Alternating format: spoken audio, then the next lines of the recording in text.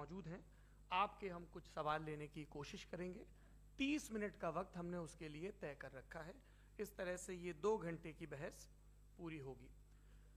2-3 बुनियादी बातें हैं जिनका हमें ध्यान रखना है। किसी भी किस्म की नारेबाजी में हमें शरीक नहीं होना है।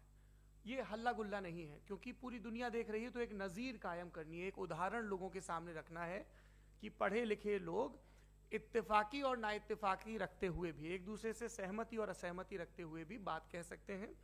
यहाँ पर मेरे JNU के प्रोफेसर बैठे हैं, पुरुषोत्तम अग्रवाल जी, जिन्होंने हमें क्लास में सिखाया है कि सहमति का साहस और असहमति का विवेक, और इसका ठीक उलट भी, ये बड़ा जरूरी है। दूसरी बात, ये किसी एक धर्म के बारे में बहस नहीं है, ये बात सबको स्पष्ट होनी चाहिए। किसी धर्म को महान बताने या किसी धर्म को कमतर बताने की ये बहस नहीं है। तो यदि कोई इस उम्मीद से देख रहा है या यहां आया है, तो मैं आपको आश्वस्त करना चाहता हूं कि आपको नाउम्मीदी हाथ लगेगी। इस बहस में बहुत ज्यादा धार्मिक प्रतीकों के इस्तेमाल को लेकर भी ये दोनों लोग जो अभी आपको गंभीर दिख रहे हैं, भले लोग हैं, कल शाम को चाय पर मिले थे, बहुत हंसी मजाक भी इनके बीच हुआ था, और गलबैयां डालते हुए एक तस्वीर भी हुई थी। ये इस बात का प्रमाण है कि इंटरनेट पर जो हल्ला मचा हुआ है उसके मुकाबले ये दोनों लोग बहुत ही अच्छे शांत ढंग से बहस के लिए राजी हो गए हैं। ट्विटर की बातें ट्विटर तक सीमित, एलन मस्क आजकल उसको एक्स कहते हैं। और अब इस बहस की शुरुआत मैं इन विद्वानों का, हालांकि इनको परिचय की जरूरत नहीं, पर हो सकता है, हमें पत्रकारिता में सिखाया जाता है कि नेवर अज्यूम, विज्ञान भी यही कहता है। मुफ्ती शमाइल नदवी साहब इस्लामिक विद्वान, शिक्षाविद हैं, कोलकाता के वाहियान फाउंडेशन के संस्थापक हैं, लखनऊ की प्रतिष्ठित दारुल उलूम नदवतुल उलमा से ग्रेजुएशन किया है, सोशल मीडिया और सार्वजनिक मंचों पर अध्यापन और बौद्धिक कामों में सक्रिय हैं, और इस समय इंटरनेशनल इस्लामिक यूनिवर्सिटी मलेशिया से PhD कर रहे हैं। अच्छी बात यह है कि पढ़ाई के साथ साथ ट्रैवल ब्लॉग भी बनाते हैं। पेट्रोनस टावर के सामने का ब्लॉग हमने देखा। हमारे साथ जावेद अख्तर साहब हैं। जावेद अख्तर साहब कवि हैं, शायर हैं, गद्य भी लिखते हैं, फिल्मों के लिए संवाद लिखे हैं, गीत लिखे हैं। इससे इतर ये वैज्ञानिक सोच को लेकर या अपने डिक्लेयर्ड एथिज्म को लेकर भी मुखर रहते हैं और अपने तहीं रैशनैलिटी की बात करते हैं। देवियों और सज्जनों, डज गॉड एग्जिस्ट? इस सवाल का जवाब सब अपने अपने तहीं खोजने की कोशिश कर रहे हैं। कोई इसको गॉड डैम पार्टिकल की खोज बताता है, कोई गॉड पार्टिकल की खोज बताता है, कोई हिग्स बोसान की खोज बताता है, कोई ये सवाल जवाब तलाशने की कोशिश करता है कि मास एग्जिस्टेंस में आखिर आया कैसे, हुआ क्या था, सृष्टि के पहले, समय के पहले क्या था। और कोई ये कहता है कि ये सारी खोजें जिस मस्तिष्क में हो रही हैं प्रकृति के क्रम में, वो कैसे विकसित हुआ। मैं उम्मीद करता हूं कि हम आज इन बुनियादी सवालों के कुछ जवाब हासिल करने में कामयाब हों। मैं सबसे पहले मंच पर आमंत्रित कर रहा हूं मुफ्ती शमाइल नदवी साहब को। आइए सर। जी,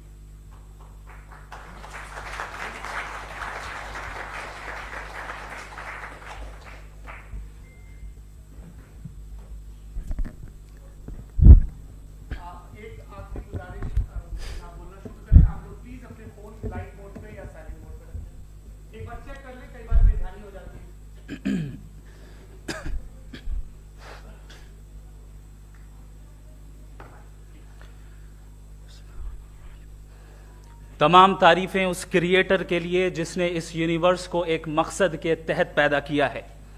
रिस्पेक्टेड जनाब जावेद अख्तर साहब, मिस्टर सौरभ द्विवेदी और respected audience, thank you all for being here today. आज की डिबेट में चूंकि हम बात करने वाले हैं डज गॉड एग्जिस्ट के टॉपिक पर, तो ये एक ऐसा टॉपिक है जिसके मुताल्लिक कोई भी डिसीजन लेने के लिए अलग अलग स्टैंडर्ड्स हो सकते हैं। लिहाजा डिबेट के शुरू में यह ज़रूरी है कि हम ये जान लें कि आज के इस टॉपिक में कौन सा स्टैंडर्ड सही होगा और कौन सा गलत होगा। सबसे पहला स्टैंडर्ड जिसे मैं समझता हूं कि हमारे रिस्पेक्टेड जनाब जावेद अख्तर साहब बड़ी तेजी के साथ उसकी तरफ लपकेंगे, वो है साइंस। जबकि साइंस दर हकीकत खुदा के एग्जिस्टेंस को डायरेक्टली साबित करने या उसके एग्जिस्टेंस को डिनाई करने के लिए स्टैंडर्ड नहीं बन सकती। और उसकी वजह क्या है, ये मैं नहीं कह रहा, ये वो लोग कह रहे हैं जो साइंस के एक्सपर्ट्स हैं। नेशनल एकेडमी ऑफ साइंस कहती है science doesn't have the processes to prove और disprove the existence of God. Why? क्योंकि साइंस का ताल्लुक एम्पेरिकल एविडेंस से है और एम्पेरिकल एविडेंसेस का ताल्लुक हमारे नेचुरल और फिजिकल वर्ल्ड से है, जबकि गॉड नॉन फिजिकल और सुपर नेचुरल रियलिटी है। लिहाजा नॉन फिजिकल रियलिटी को आप उस टूल के साथ नहीं चेक कर सकते जिसका काम फिजिकल रियलिटी को तलाश करना है। लिहाजा आज इस डिबेट में गॉड की एग्जिस्टेंस को साबित करने या उसे डिनाई करने में साइंटिफिक एविडेंस को एक्सेप्ट नहीं किया जाएगा। दूसरा स्टैंडर्ड हो सकता है रेविलेशन, कि रेविलेशन के जरिए हम यह साबित करें कि गॉड एग्जिस्ट करता है या नहीं। लेकिन यह स्टैंडर्ड भी आज इररेलेवेंट है। क्यों? क्योंकि रेविलेशन मेरे नजदीक सोर्स ऑफ नॉलेज है, वैलिड सोर्स ऑफ नॉलेज है, लेकिन हमारे जावेद अख्तर साहब के नजदीक ये वैलिड सोर्स ऑफ नॉलेज नहीं है। लिहाजा आज की डिबेट में मैं एक भी एविडेंस किसी भी मजहबी स्क्रिप्चर से नहीं दूंगा ताकि जावेद अख्तर साहब के लिए वो अनएक्सेप्टेबल ना हो। तीसरा जो मेयार हो सकता है वो है ऑब्जर्वेशन, कि भाई कोई कहे कि हमें खुदा दिखाओ, अगर है तो दिखाओ, या ये कि खुदा के एग्जिस्टेंस पर एम्पेरिकल एविडेंस दो, तो ये है दर हकीकत गलत टूल का इस्तेमाल करना। ये ऐसा ही है कि जावेद साहब मुझसे ये मुतालबा करें कि मुफ्ती साहब आप मेटल डिटेक्टर के जरिए प्लास्टिक डिटेक्ट करके दिखाएं। अब चूंकि प्लास्टिक डिटेक्ट नहीं हो पा रही है लिहाजा plastic does not exist. No, you are using the wrong tool. इस टूल से प्लास्टिक को डिटेक्ट नहीं किया जाता। लिहाजा मैं समझता हूं कि गॉड के एग्जिस्टेंस पर एम्पेरिकल एविडेंस का मुतालबा करना एक बचकाना मुतालबा है और हमारे रिस्पेक्टेड जनाब जावेद अख्तर साहब इस स्टेज से अब बहुत आगे निकल चुके हैं। अब बचता है एक ही स्टैंडर्ड, और वो स्टैंडर्ड है अक्ल, लॉजिक, रीजनिंग। और यही वो स्टैंडर्ड है जिसके तहत गॉड की एग्जिस्टेंस को साबित किया जाएगा या गॉड की एग्जिस्टेंस को डिनाई किया जाएगा। लेकिन चूंकि ये बहुत इंपॉर्टेंट और सेंसिटिव टॉपिक है, इसलिए लॉजिकल आर्ग्यूमेंट भी ऐसा होना चाहिए जो डेफिनेटिव हो, इनडेफिनेटिव ना हो, जो 2 और 2 4 की तरह बिल्कुल वाजे हो, जिसे लॉजिकली रिजेक्ट करना पॉसिबल नहीं हो। फॉर एग्जाम्पल हम कहें हमारे रिस्पेक्टेड मिस्टर सौरभ साहब, ये एक इंसान है और तमाम इंसान कॉन्शियस बीइंग है, लिहाजा नतीजा क्या निकला, हमारे सौरभ साहब भी कॉन्शियस बीइंग है। क्या ये इनडेफिनेट आर्ग्यूमेंट है या डेफिनेट आर्ग्यूमेंट है? ये डेफिनेट आर्ग्यूमेंट है। ये 2 और 2 की तरह वाजे है, इसमें किसी तरह जो है लॉजिकली इसको रिजेक्ट नहीं किया जा सकता। तो अगर आज हमारे जावेद अख्तर साहब ऐसी कोई अकली दलील और लॉजिकल एविडेंस दें खुदा के ना होने पर जो डेफिनेट भी हो, तो मैं ये ऐलान करता हूं कि यकीनन मैं उस एविडेंस को कबूल करूंगा और उस पर गौर करूंगा। लेकिन साथ में यह भी ऐलान कर देता हूं प्रेडिक्शन के तौर पर कि ऐसा कोई डेफिनेट आर्ग्यूमेंट कोई नहीं पेश कर सकता। दलील हम देंगे और डेफिनेटिव दलील देंगे, लॉजिकल दलील देंगे, ऐसी दलील देंगे जो एंटायर एथिस्टिक वर्ल्ड उसे रेफ्यूट नहीं कर सकती। चलें अब हम एक एग्जाम्पल सोचते हैं, एक सिनेरियो, सिंपल सिनेरियो, तमाम ऑडियंस से गुजारिश है, हम और आप एक आइसोलेटेड आइलैंड पर हैं, ऐसा आइलैंड जहां पे हमसे पहले कोई कभी नहीं गया। चलते चलते आपके सामने अचानक आपने देखा एक पिंक कलर की बॉल पड़ी हुई है। सबसे पहला सवाल आपके जहन में क्या आएगा कि ये बॉल यहां क्यों आई, कैसे आई, ये पिंक कलर की ही क्यों है, कोई और कलर भी हो सकता था, ये इसी शेप में क्यों है, कोई और शेप भी हो सकता था। नेचुरली आप इस तरफ पहुंचेंगे कि कोई ना कोई है जिसने इन स्पेसिफिक प्रॉपर्टीज के साथ इस बॉल को बनाया है और यहां पे रखा है। चूंकि आप जानते हैं कि ये जो बॉल है इसका एग्जिस्ट करना जरूरी नहीं है, ये एग्जिस्ट कर भी सकती थी, नहीं भी कर सकती थी, और एग्जिस्ट करना ही था तो किसी और फॉर्म में करती, किसी और कलर में करती। अब आप इस बॉल को एक्सपैंड करते चले जाएं, एक्सपैंड करते चले जाएं, एक्सपैंड करते चले जाएं, यहां तक कि ये बॉल यूनिवर्स के साइज की हो जाए। बताइए कि क्या साइज के बढ़ जाने से सवाल बदल जाएगा? हरगिज नहीं बदलेगा। अभी भी सवाल रहेगा ये यूनिवर्स कहां से आया, इन स्पेसिफिक प्रॉपर्टीज के साथ कहां से आया, क्यों आया, किसने बनाया, यह सवाल उस वक्त भी वैलिड रहेगा। लेकिन यह सवाल अगर हम जनाब जावेद अख्तर साहब से करें तो चूंकि इनका वर्ल्ड व्यू एथिस्टिक है, और सिर्फ इनका नहीं, मतलब जितने भी एथिस्ट हैं और एथिस्टिक वर्ल्ड व्यू को रखने वाले से अगर आप ये सवाल करें कि ये यूनिवर्स कहां से आया, तो इनका जवाब या तो आर्ग्यूमेंट फ्रॉम इग्नोरेंस होगा या डॉगमेटिक होगा। या तो ये कहेंगे कि मुझे नहीं पता कि ये कहां से आया, लिहाजा गॉड डज नॉट एग्जिस्ट, ये आर्ग्यूमेंट फ्रॉम इग्नोरेंस है, या ये कहेंगे कि ये यूनिवर्स खुद ब खुद बन गया। इसका मतलब ये है कि उस बॉल को भी खुद ब खुद बन जाना चाहिए, लेकिन बॉल के ताल्लुक से ये एक्सप्लेनेशन एक्सेप्ट नहीं की जाएगी कि ये खुद ब खुद बन गई, लेकिन यूनिवर्स के ताल्लुक से कर दिया जाएगा। इसे हम दूसरे अल्फाज में डॉगमा भी कह सकते हैं।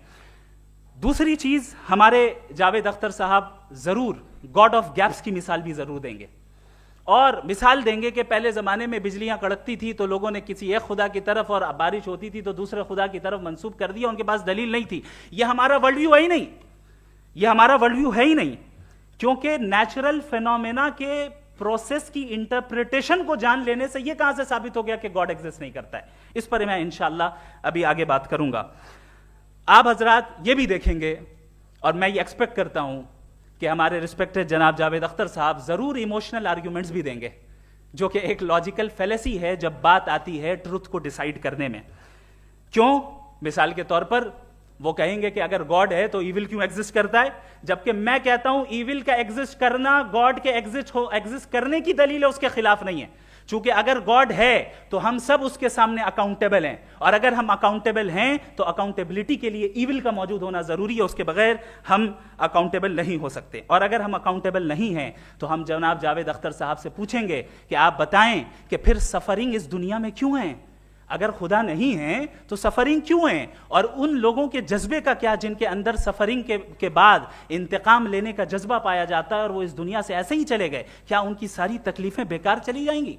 अब आ जाएं उसी एग्जाम्पल की तरफ कि बॉल, मुझसे अगर कोई पूछे इस बॉल को किसने बनाया, और या इस एक्सपेंडेड बॉल को किसने बनाया, मैं कहूंगा कि चूंकि ये यूनिवर्स और इस यूनिवर्स की तमाम चीजें कॉन्टिंजेंट हैं। कॉन्टिंजेंट होने का मतलब ये होता है कि जो अपने एग्जिस्टेंस पे किसी के ऊपर डिपेंड करती हो, तो जाहिर है ये यूनिवर्स कॉन्टिंजेंट है। और अगर कोई चीज कॉन्टिंजेंट नहीं है तो मैं रिक्वेस्ट करूंगा कि मुझे दिखा दें कि कौन सी चीज यूनिवर्स में कॉन्टिंजेंट नहीं है, हम भी जरा गौर कर लें और हम भी देख लें। और जब कॉन्टिंजेंट चीजें मौजूद हैं तो फिलोसोफर्स की इस्तिलाह के मुताबिक, हम उस टर्मिनोलॉजी के मुताबिक हम उस जगह तक पहुंचते हैं और उस हस्ती तक पहुंचते हैं जिसे नेसेसरी बीइंग कहा जाता है, कि ये वो नेसेसरी बीइंग है जिसका मौजूद ना होना नामुमकिन हो। क्योंकि अगर ये मौजूद ना हो तो सारी चीजें एग्जिस्टेंस में आएंगी ही नहीं, और ये सारी कॉन्टिंजेंट चीजें उसी के ऊपर डिपेंड करती हैं। अब अगर आप ये सवाल करते हैं कि फिर उस हस्ती को किसने बनाया, फिर उसका कॉज क्या है, फिर उसका कॉज क्या है, फिर उसका कॉज क्या है, और एंडलेसली चले जाएं, इसे हम कहते हैं इन्फिनिट रीग्रेस ऑफ कॉजेस, जो कि लॉजिकल फेलेसी है। कॉन्सेप्चुअली इंफिनिटी पॉसिबल है। मिसाल के तौर पे न्यूमेरिकल्स 1 2 3 गिनते चले जाएं, इन्फिनिट नंबर्स हैं। मैं कॉन्सेप्चुअली बात नहीं कर रहा, प्रैक्टिकली रियलिटी में साबित करके दिखाएं कि infinite regress of causes possible हैं या नहीं। अगर पॉसिबल हैं तो हम मान लेंगे, मिसाल दे दें, और पॉसिबल नहीं है तो एक ही ऑप्शन बचता है जिसे हम कहते हैं नेसेसरी बीइंग। ऐसी नेसेसरी बीइंग जो इंडिपेंडेंट है, क्योंकि अगर वो डिपेंडेंट हुई तो वो नेसेसरी नहीं रहेगी।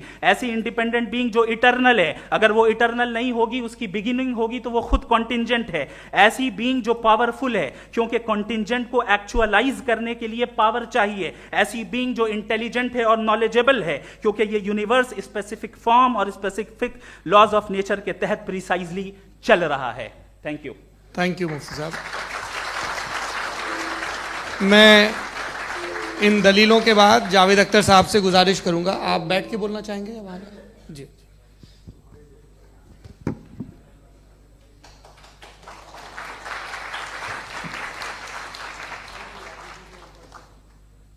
पहले तो मैं मुफ्ती साहब को एक अच्छी खबर देना चाहूँगा कि मेरी नॉलेज साइंस के बारे में बड़ी मामूली है, तो आप फिक्र ना करें उसकी, लेकिन कुछ कॉमन सेंस है मुझ में। देखिए, ये खुदा का तस्वुर कोई नया तस्वुर नहीं है, ये सदियों से रहा है। ये कुछ रिलीजन 3000 साल पुराने होंगे, 4000 साल पुराने होंगे, लेकिन इंसान कोई 10,000 12,000 साल से एग्जिस्ट करता है होमोसेपियन की शक्ल में, और हमेशा कुछ ना कुछ मजहब रहे। ये मजहब जाहिलों के नहीं थे, ये मजहब एक ऐसी ग्रीक सोसाइटी के थे जहाँ बड़े बड़े फिलोसफर पैदा हुए। ये मजहब इजिप्शियंस के थे जिन्होंने पिरामिड्स बनाए थे। ये रोमन्स के थे कि जिनका आर्किटेक्चर और सेनेट यानी पहली बुनियाद डेमोक्रेसी की लिमिटेड थी मगर डेमोक्रेसी थी, ये उन लोगों ने किए थे। तो इनका जो जुपिटर था, रा था, ज़्यूस था, उन्हें उस पर इतना ही एतमाद था जितना आज किसी मजहबी आदमी को अपने खुदा पे होगा। क्रिश्चियनिटी आने से पहले यूरोप में एक मजहब था जर्मेनिक रिलीजन। उसका एक खुदा था, उसकी एक बीवी थी, उसके 2 बेटे थे, एक बेटी थी। फिर जर्मनी में जब यूरोप में क्रिश्चियनिटी आई तो वो खुदा, उसकी बीवी और पूरे ख़ानदान चला गया। तो हमने अगर हम हिस्ट्री देखें तो खुदा जो हैं वो ज़्यादातर फ़नी हैं, वो हमेशा रहे नहीं। और वो जो लोग इन्हें मानते थे उनको आप कहें वो तो जाहिल थे, उन्हें तो कुछ पता ही नहीं था, ऐसा नहीं है। वो अपने वक्त में बड़े काबिल लोग थे और अपने वक्त में उन्होंने बड़े बड़े काम किए हैं, फिलोसफर्स थे, साइंटिस्ट थे। लेकिन उनका मजहब कहाँ गया, उनके खुदा कहाँ गए? आज जो खुदा हैं दुनिया में लोग उन्हें मानते हैं। आपको क्या मालूम कि कितने बरसों के बाद क्या होने वाला है? हम यूरोप में देखते हैं तो चर्च खाली हैं। तो वक्त के साथ चीज़ें बदलती हैं। जहाँ तक इसका ताल्लुक़ है मजहबों का, हर मजहब आपसे एक चीज़ मांगता है, फेथ। ये फेथ क्या चीज़ होती है? What is the difference between faith and belief? ये तो बहुत ही अहमखाना बात होगी कि कोई आदमी कहे साहब अगर खुदा है तो मुझे दिखाइए। ये तो जाहिलाना बात हुई। मैंने तो नॉर्थ पोल नहीं देखा है मगर मैं मानता हूँ कि नॉर्थ पोल है। मैं क्यों मानता हूँ? इसलिए कि अगर ये दुनिया राउंड है तो उसका कोई टॉप होगा। कुछ लोग हैं जो वहाँ गए भी हैं, कॉमन सेंस कहता है कि ऐसा होगा, सबूत है, गवाह है, रीज़न है। तो ये मेरा फेथ नहीं है। तो फेथ में और बिलीफ में डिफरेंस क्या है? जो मजहब मांगता है आपसे, हर मजहब फेथ मांगता है। फेथ का मतलब ये है कि ना कोई गवाह हो, ना कोई सबूत हो, ना कोई रैशनल हो, ना कोई लॉजिक हो, ना कोई प्रूफ हो, मगर तुम एक बात को मानो। ये है फेथ। वरना बिलीफ होता। अगर इसमें कुछ भी सबूत होते, गवाह होते, तो फिर इसे आप बिलीफ कहते। जैसे मेरा बिलीफ है कि नॉर्थ पोल है, मेरा फेथ थोड़ी है। फेथ इन तमाम शर्तों को रद्द करता है। तो फिर स्टुपिडिटी क्या है? अगर मैं एक बात ऐसी मानूं जिसकी ना कोई लॉजिक है, ना कोई रैशनल है, ना कोई प्रूफ है, ना कोई गवाह है, ना कोई सबूत है, और मैं उसे मानूं, तो ये स्टुपिडिटी हुई। इसे ही भाई कल को मैं यकीन कर लूं कि एलॉन मस्क जो है मेरा भाई है, तो मुझे इंतहाई खुशी होगी, सुकून भी बहुत मिलेगा मुझे। लेकिन और कहे भाई क्यों मानते हो, क्या सबूत है भाई, वो तो अमेरिकन है और तुम तो इंडियन हो, वो तो नस्ल अलग है, तुम्हें कभी मिले भी नहीं। साहब देखिए मेरा फेथ है, इस पर बात न किया। फेथ का मतलब ही यह है कि आप प्रूव नहीं कर सकते। अगर आप प्रूव कर सकते हो तो फेथ की जरूरत ही नहीं, फिर तो आप बात करेंगे, आप कितनी बहस कर लीजिए। अल्टीमेटली दुनिया का हर मजहब फेथ पे टिका है, और फेथ का मतलब है एक ऐसा यकीन जिसका कोई सबूत, कोई गवाह, कोई रैशनल नहीं। अब आप ये कहें, क्या आप ये क्यों कह रहे हैं कि साहब ये कायनात किसने बनाई? कमाल ये है कि आपने बताया कि एक आइलैंड पे गए और एक बॉल देखी। आपने ये नहीं कहा कि आइलैंड किसने बनाया, आपको सिर्फ बॉल पे हैरत हुई। हमने आइलैंड पे हमने हैरत नहीं की, होते हैं आइलैंड। इसी तरह ये आइलैंड है, सितारे, ये गैलेक्सीज, ये सब आइलैंड हैं, खला में। हम उन्हें टेकन फॉर ग्रांटेड लेते हैं, हम पूछते नहीं किसने बनाए। आपने जजीरे के बारे में भी नहीं पूछा है। मेरी पैदाइश कैसे हुई? क्या मैं प्लान्ड पैदा हुआ था? I was plan to be born, या एक लकी स्पर्म था जो किसी एक से चिपक गया? मेरी पैदाइश रैंडम। और इंसाफ जिसे आप कहते हैं, इंसाफ का तो नेचर से कोई वास्ता ही नहीं है। जो आप कहते हैं कि एक दिन इंसाफ मिलेगा, इंसाफ is a human concept, nature में कोई इंसाफ नहीं। अगर शेर हिरन को खा जाता है तो उसे कोई सजा नहीं मिलती। अगर एक आंधी आती है और हरे भरे पेड़ों को उखाड़ के फेंक देती है तो आंधियों की जेल नहीं होती है। नेचर में इंसाफ नहीं, इसलिए मुझे नेचर को इंसाफ की जरूरत भी नहीं। नेचर तमाम एक है। अब हम कहें कि साहब ये देखिए जो मैंने खाना खाया था ये मेरी आंख तो नहीं यूं कर दिया उसे तो इसे सजा मिलनी नहीं, वो सिस्टम है, ऐसे ही चल रहा है। नेचर बगैर इंसाफ के है। इंसाफ इज अ ह्यूमन कॉन्सेप्ट। तो जो आपसे कहता है कि मैं तुम्हें इंसाफ दूंगा, वो इंसानी जहन की पैदावार है। ये नेचुरल है ही नहीं, ये आसमानी है ही नहीं। नेचर का तसव्वुर, इंसाफ का तसव्वुर। भाई आप साथ मिलते हैं, अब आप लेफ्ट हैंड ड्राइव करते हैं, ये क्या है? तमाम सच, तमाम नेकी, तमाम शराफत लेफ्ट हैंड ड्राइव है। वरना क्या होगा, या तो आप क्रॉस कर देंगे, आपका एक्सीडेंट हो जाएगा, या आप किसी को मार देंगे, या ट्रैफिक जैम हो जाएगा। झूठ, बेईमानी, रिश्वतखोरी, ये तमाम जो है driving on the wrong side है। इसके ऊपर कुछ नहीं। ये तो हमने बनाया, जैसे हमने लेफ्ट हैंड ड्राइव बनाई है। ये कॉन्सेप्ट ऑफ इंसाफ जो है ये हमारा है, इसका नेचर से कोई वास्ता नहीं। शेर खा जाता है हिरन को, उसे जेल होती है क्या? कुछ भी नहीं, है ही नहीं। तो ये जो दुनिया के रिलीजन प्रॉमिस करते हैं आपसे इंसाफ, इसी से मालूम होता है कि ये मैन मेड है। ये तसव्वुर कहीं और का है ही नहीं। जो नेचर है, कुछ लोग कहते हैं नेचर ही खुदा है, तो नेचर में तो इंसाफ नहीं कहीं। और आप वादा कर रहे हैं कि तुम्हें मरने के बाद इंसाफ मिलेगा। मुझे अगर मिलेगा तो मैं बहुत खुश होऊंगा, लेकिन मैं यकीन नहीं कर पाता हूं, इसलिए कि मैं फेथ नहीं पैदा कर सकता। The very fact that religions demand faith, इसका मतलब है कि उनके पास जस्टिफिकेशन नहीं है। अच्छा था, फिर रिलीजन अगर मॉडरेशन में है, कोई सा भी नहीं, वो आप में कुछ खूबियां भी पैदा करता होगा, देखिए उससे ये फ़ायदा है, वो फ़ायदा है। अल्कोहल जो है वो ज़्यादातर दवाओं में यूज़ होती है, और एक सर्वे किया गया था अमेरिका में कि लॉन्जेटिविटी किन लोगों की है। तो एक तरफ वो लोग थे जो शराब पीते ही नहीं थे, और एक तरफ वो थे जो एक बोतल शराब रोज पीते थे। सबसे ज़्यादा लंबी उम्र उनकी है जो 2 पैग नाप के शराब पीते हैं और खाना खाते हैं।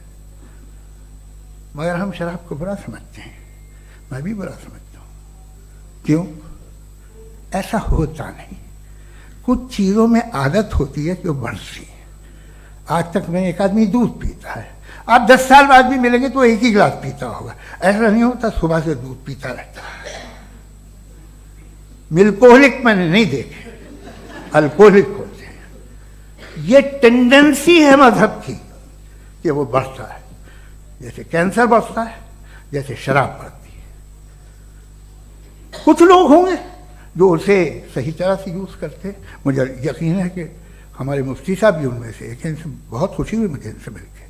लेकिन कितने लोग हैं कि आज आप देखते हैं दुनिया में जो तबाहियाँ हैं, इनमें कितना हाथ है उन लोगों का जो बिलीवर कहते था मजहब ये नहीं कहता, ना कहता होगा, मगर जब ये मजहब पीते हैं तो ऐसे बिहेव करते हैं। थोड़ा सा अगर हो तो शायद बहुत अच्छी बात, लेकिन शराब थोड़ी सी नहीं रहती, उसमें टेंडेंसी है पहले। थोड़ा सा अगर 2-3 कैंसर के सेल हो ना बॉडी में तो आदमी स्लिम रहेगा, लेकिन वो 2-3 सेल नहीं रहते, वो मल्टीप्लाई होते हैं। जावेद साहब टाइम पूरा हो गया। टाइम हो गया, तो बस बात खत्म हो गई। अच्छा, मुझे कुछ और कहने को था भी नहीं। जी, मैं पहले जवाबी दौर के लिए इनवाइट कर रहा हूं मुफ्ती साहब को। Your rebuttal round 1, you have 7 minutes.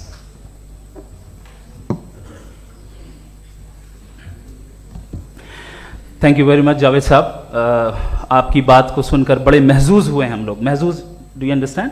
We enjoyed.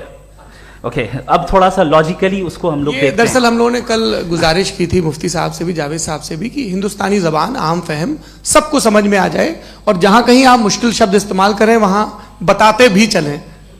Thank you.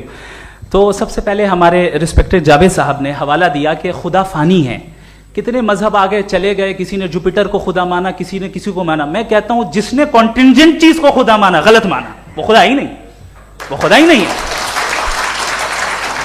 हम तो नेसेसरी बीइंग को साबित करने बैठे हैं, वो नेसेसरी कॉज जो इटरनल है, जो अबदी भी है और अजली भी है, हम किसी और को साबित करने नहीं बैठे। दूसरी चीज उन्होंने कहा कि फेथ एंड बिलीफ, ये एक ऐसी डेफिनेशन है फेथ की जो इन्होंने पहली मर्तबा पेश की है, या माफ कीजिएगा इन्होंने पहली मर्तबा पेश नहीं की है, रिचर्ड डॉकिंस ने पहली मर्तबा पेश की है। मुझे मालूम है ये सोर्स कहां से है।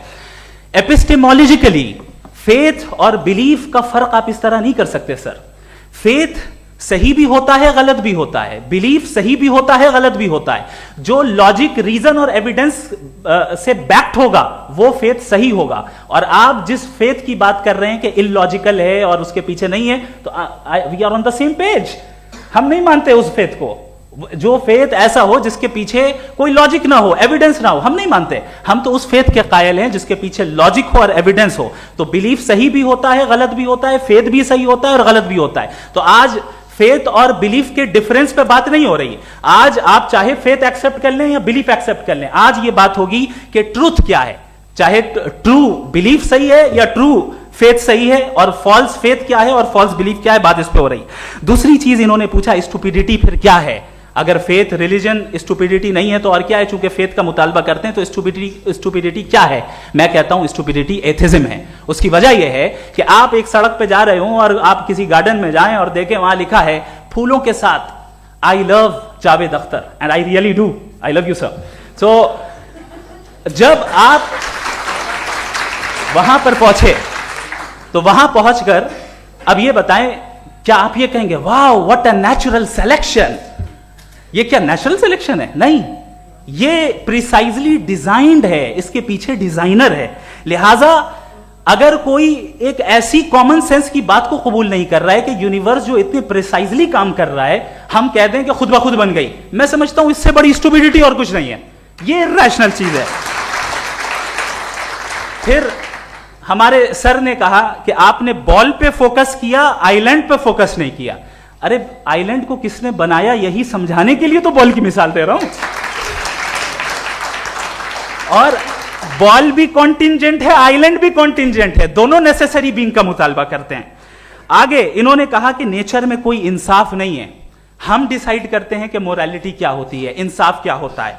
हम डिसाइड करते हैं, जैसे ड्राइविंग सीट में ट्रैफिक वाला, ये तो किसी खुदा ने नहीं कहा, ये है, इसे कहते हैं फॉल्स इक्विवेलेंस। ये एक लॉजिकल फेलेसी है। आपने जो है मिसाल दी ड्राइविंग की और ट्रैफिक की, ये सब्जेक्टिव मोरालिटी है। आप सब्जेक्टिव मोरालिटी को मिसाल बनाकर ऑब्जेक्टिव मोरालिटी के ऊपर नहीं थोप सकते। इंसाफ की ऑब्जेक्टिव मोरालिटी। अगर आप ये कहते हैं कि नेचर में इंसाफ नहीं है, तो इंसाफ का न होना ये नेचुरल हुआ, तो फिर नेचर को नेचर रहने दे, क्यों हम इतना स्ट्राइव कर रहे हैं दुनिया में इंसाफ लाने के लिए? ये तो इलॉजिकल बात है, इरैशनल बात है।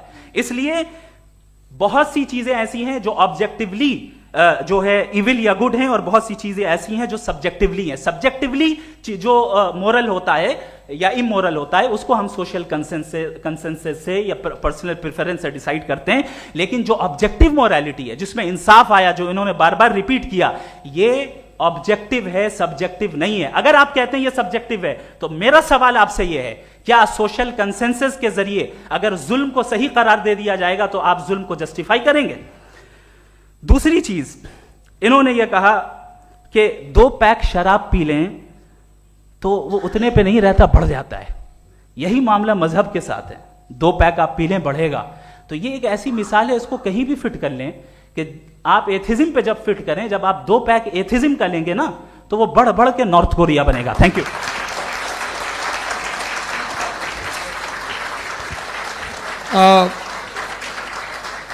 फर्स्ट राउंड की रिबटल के लिए मैं जावेद साहब को इनवाइट कर रहा हूं। आपके पास 7 मिनट का वक्त है, रीसेट कर दीजिएगा प्लीज। मुझे इस बात की खुशी है कि मुफ्ती साहब ने भी मान लिया कि नेचर में कोई इंसाफ नहीं है। तो कोई भी चीज़ जो इंसान ने नहीं बनाई है उसमें इंसाफ नहीं होता है। एक बात मैं आपसे अर्ज करूं, जरा पता लगा लीजिएगा, ये जो आप बाग में जाते हैं बेहद खूबसूरत फूल देखते हैं ना, इनमें से कोई नेचुरल नहीं है। ये सारे फूल क्रॉस करके बनाए गए हैं। जो जंगल में फूल होते हैं निहायत मामूली होते हैं, ये फूल इंसानों ने बनाए हैं। जो आप बाग में देख के वाह वाह कहते हैं, ये इंसानों के बनाए हुए हैं। डिफरेंट फूलों को क्रॉस करके, डेवलप करके, फिर क्रॉस करके इस तरह से बनाए गए। नेचुरल फ्लावर नहीं। किसी जंगल वीरान में जाके आप गुलाब के फूल नहीं देखेंगे। ये सब बनाए हुए इंसान ने, बहुत से काम इंसान ने किए। बाकी है कि आपने मेरी एक बात का जवाब नहीं दिया, जिससे मुझे शिकायत है कि फेथ क्या है और आप फेथ मांगते क्यों हैं मुझसे। आप तो लॉजिकल हैं, आपके पास तो सारे रैशनल हैं, आपके पास सारे सबूत हैं, तो आपको फेथ की डिमांड क्यों करते हैं कि भाई तुम सरेंडर कर दो और सवाल मत करो। कोई मजहब सारे सवाल करने की इजाजत नहीं देता है और मना करता है कि ज़्यादा सवाल ना करो, बह जाओगे तुम। आप क्यों रोकते हैं? हकीकत यह है कि इंसानी तारीख क्या है। इंसानी तारीख यह है कि दुनिया में दो तरह के लोग हुए हैं। एक वो जिन्होंने अपनी लाइल्मी की परस्तिश की है, दूसरे वो जिन्होंने अपनी इग्नोरेंस या लाइल्मी से झगड़ा किया है और मालूम किया है कि क्या है। ये जो आप कह रहे हैं, आज आप हैरान हैं कि भाई ये यूनिवर्स कैसे बनी। लोग हैरान थे कि सूरज डूबता है तो इधर से कैसे निकलता है। और आप एक कदम जाके हमेशा का मानने को तैयार है, एक कदम पीछे ही मान जाइए। भाई आप इसके बाद जाते हो, कहते सवाल ना करना कि ये कहाँ से आया, ये पावर तो हमेशा से हमेशा रहेगी। तो आप यूनिवर्स के बारे में मानने में क्या तकलीफ है? एक कदम पहले रुक जाइए। ये हमेशा से थी या नहीं थी हमें मालूम नहीं है। और ये कहना कि हमें मालूम नहीं है, कमाल ये है कि दुनिया के सारे मजहब सब जानते हैं ये दुनिया कैसे बनी थी, कैसे मिटेगी, मरने के बाद क्या होगा, इनको सब इल्म है। इनको किसी को डायनासोर होते थे पहले ये नहीं पता था, किसी को नहीं पता। किसी भी दुनिया की मजहबी किताब में डायनासोर का जिक्र नहीं है। लेकिन बाकी सब बातें, how to make universe in 4 easy lessons and बाकी सब पता है। जिसको सब पता है वो गड़बड़ है। हम में ये इंकिसार, ये ह्यूमिलिटी होनी चाहिए कि हम ये कहें कि हमें ये बहुत सारी बातें नहीं मालूम, लेकिन हम उनकी परस्तिश ना करना, अपनी लाइल्मी को की परस्तिश ना करें, हम उसे पता लगाने की कोशिश करें। जिस दुनिया में आप बैठे हैं सर, ये हॉल जो है, ये इलेक्ट्रिसिटी जो है, ये माइक जो है, जिस हवाई जहाज से आप आए थे, वो जिस कार से आप यहाँ आए हैं, ये सब उन लोगों की बनाई हुई है जिन्होंने सवाल किए थे। ये दुनिया जिसमें आप आज आराम से हैं, ये उन लोगों की बनाई है कि जिन्होंने सवाल किए थे। और हर स्टेज पे इन सवालों को मकरूह कहा गया था, गलत कहा गया था। आप जरा तारीख पढ़िए, एक बड़ी दिलचस्प किताब है बर्ट्रैंड रसेल की, जिसमें उसने रिलीजन एंड साइंस कि कब से रिलीजन जो है साइंस के अगेंस्ट है। और हद तो यह है कि भाप के इंजन के खिलाफ थे, स्टीम इंजन के भी खिलाफ थे, और फतवे हुए उन पर, वेटिकन ने दिए।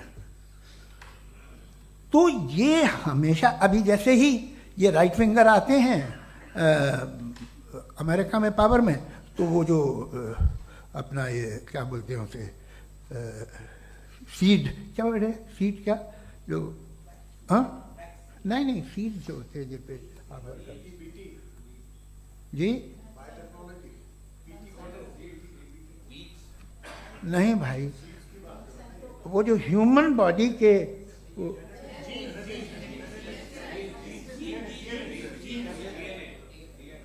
उस पर रिसर्च बंद हो जाती है, रिपब्लिकन नहीं करने देते। अरे भाई इतना डर क्या है तुम्हें? एक ज़माने में बहुत नाराज थे ये सारे मजहबी लोग कि ये इंसान तो इंसान बनाने की कोशिश कर रहा है। आपको क्या तकलीफ भाई, बना ले तो बना लेने दो, ये खौफ क्या है? और ये सब आज जो आप कह रहे हैं नामुमकिन है, ये कैसे हुआ?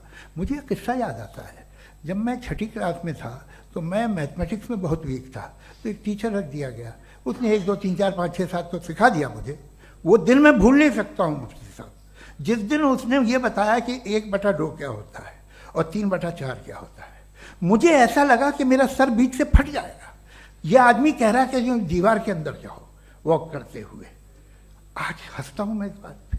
तो आज जो बातें आपके जहन से बिल्कुल परे हैं और आप हैरान होते हो उन्हें देख के, एक वक्त आएगा कि मामूली लगेंगे। और हुआ है, आपकी इंसानी तारीख ही है। इतनी जल्दी सारे फैसले आप मत कर लीजिए, थोड़ा ये ह्यूमिलिटी रखिए कि भाई ये हमें नहीं मालूम। ये कहने में क्या आ रहा है? ये यूनिवर्स कहाँ तक फैली, ये कब से है और कब तक रहेगी, हमें नहीं मालूम। आपने फैसला कर लिया कब बनी। ये आपके हिसाब से कोई 14 बिलियन ईयर बनी जो समझा जाता है। उससे पहले हजारों करोड़ों अरबों साल तक खुदा बैठा क्या कर रहा था? खामोश बैठा था, ऐसी जमाइयाँ ले रहा था। फिर उसे आइडिया है, यार एक काम करते, वक्त अच्छा गुजर जाएगा, यूनिवर्स पर आपसे सोचिए। वो तो हमेशा से है ना, मगर यूनिवर्स हमेशा से नहीं है, ये तो बनाई गई है। और उससे पहले क्या था, इनका क्या काम था?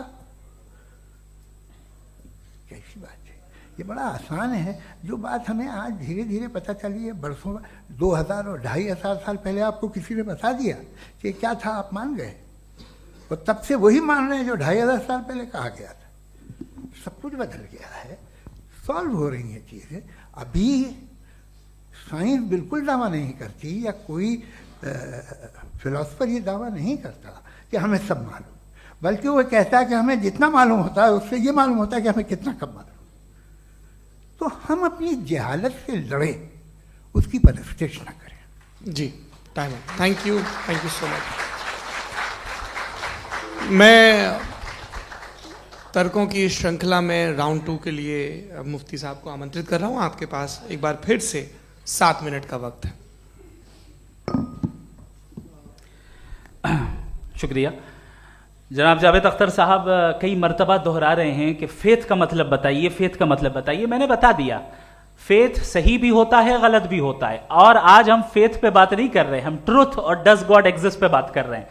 क्या डज गॉड एग्जिस्ट, ये ट्रुथ यानी गॉड है या नहीं है, इसमें से दोनों ट्रुथ क्या है। अब आप उसे फेथ कह लें, बिलीफ कह लें, नॉट माई बिजनेस।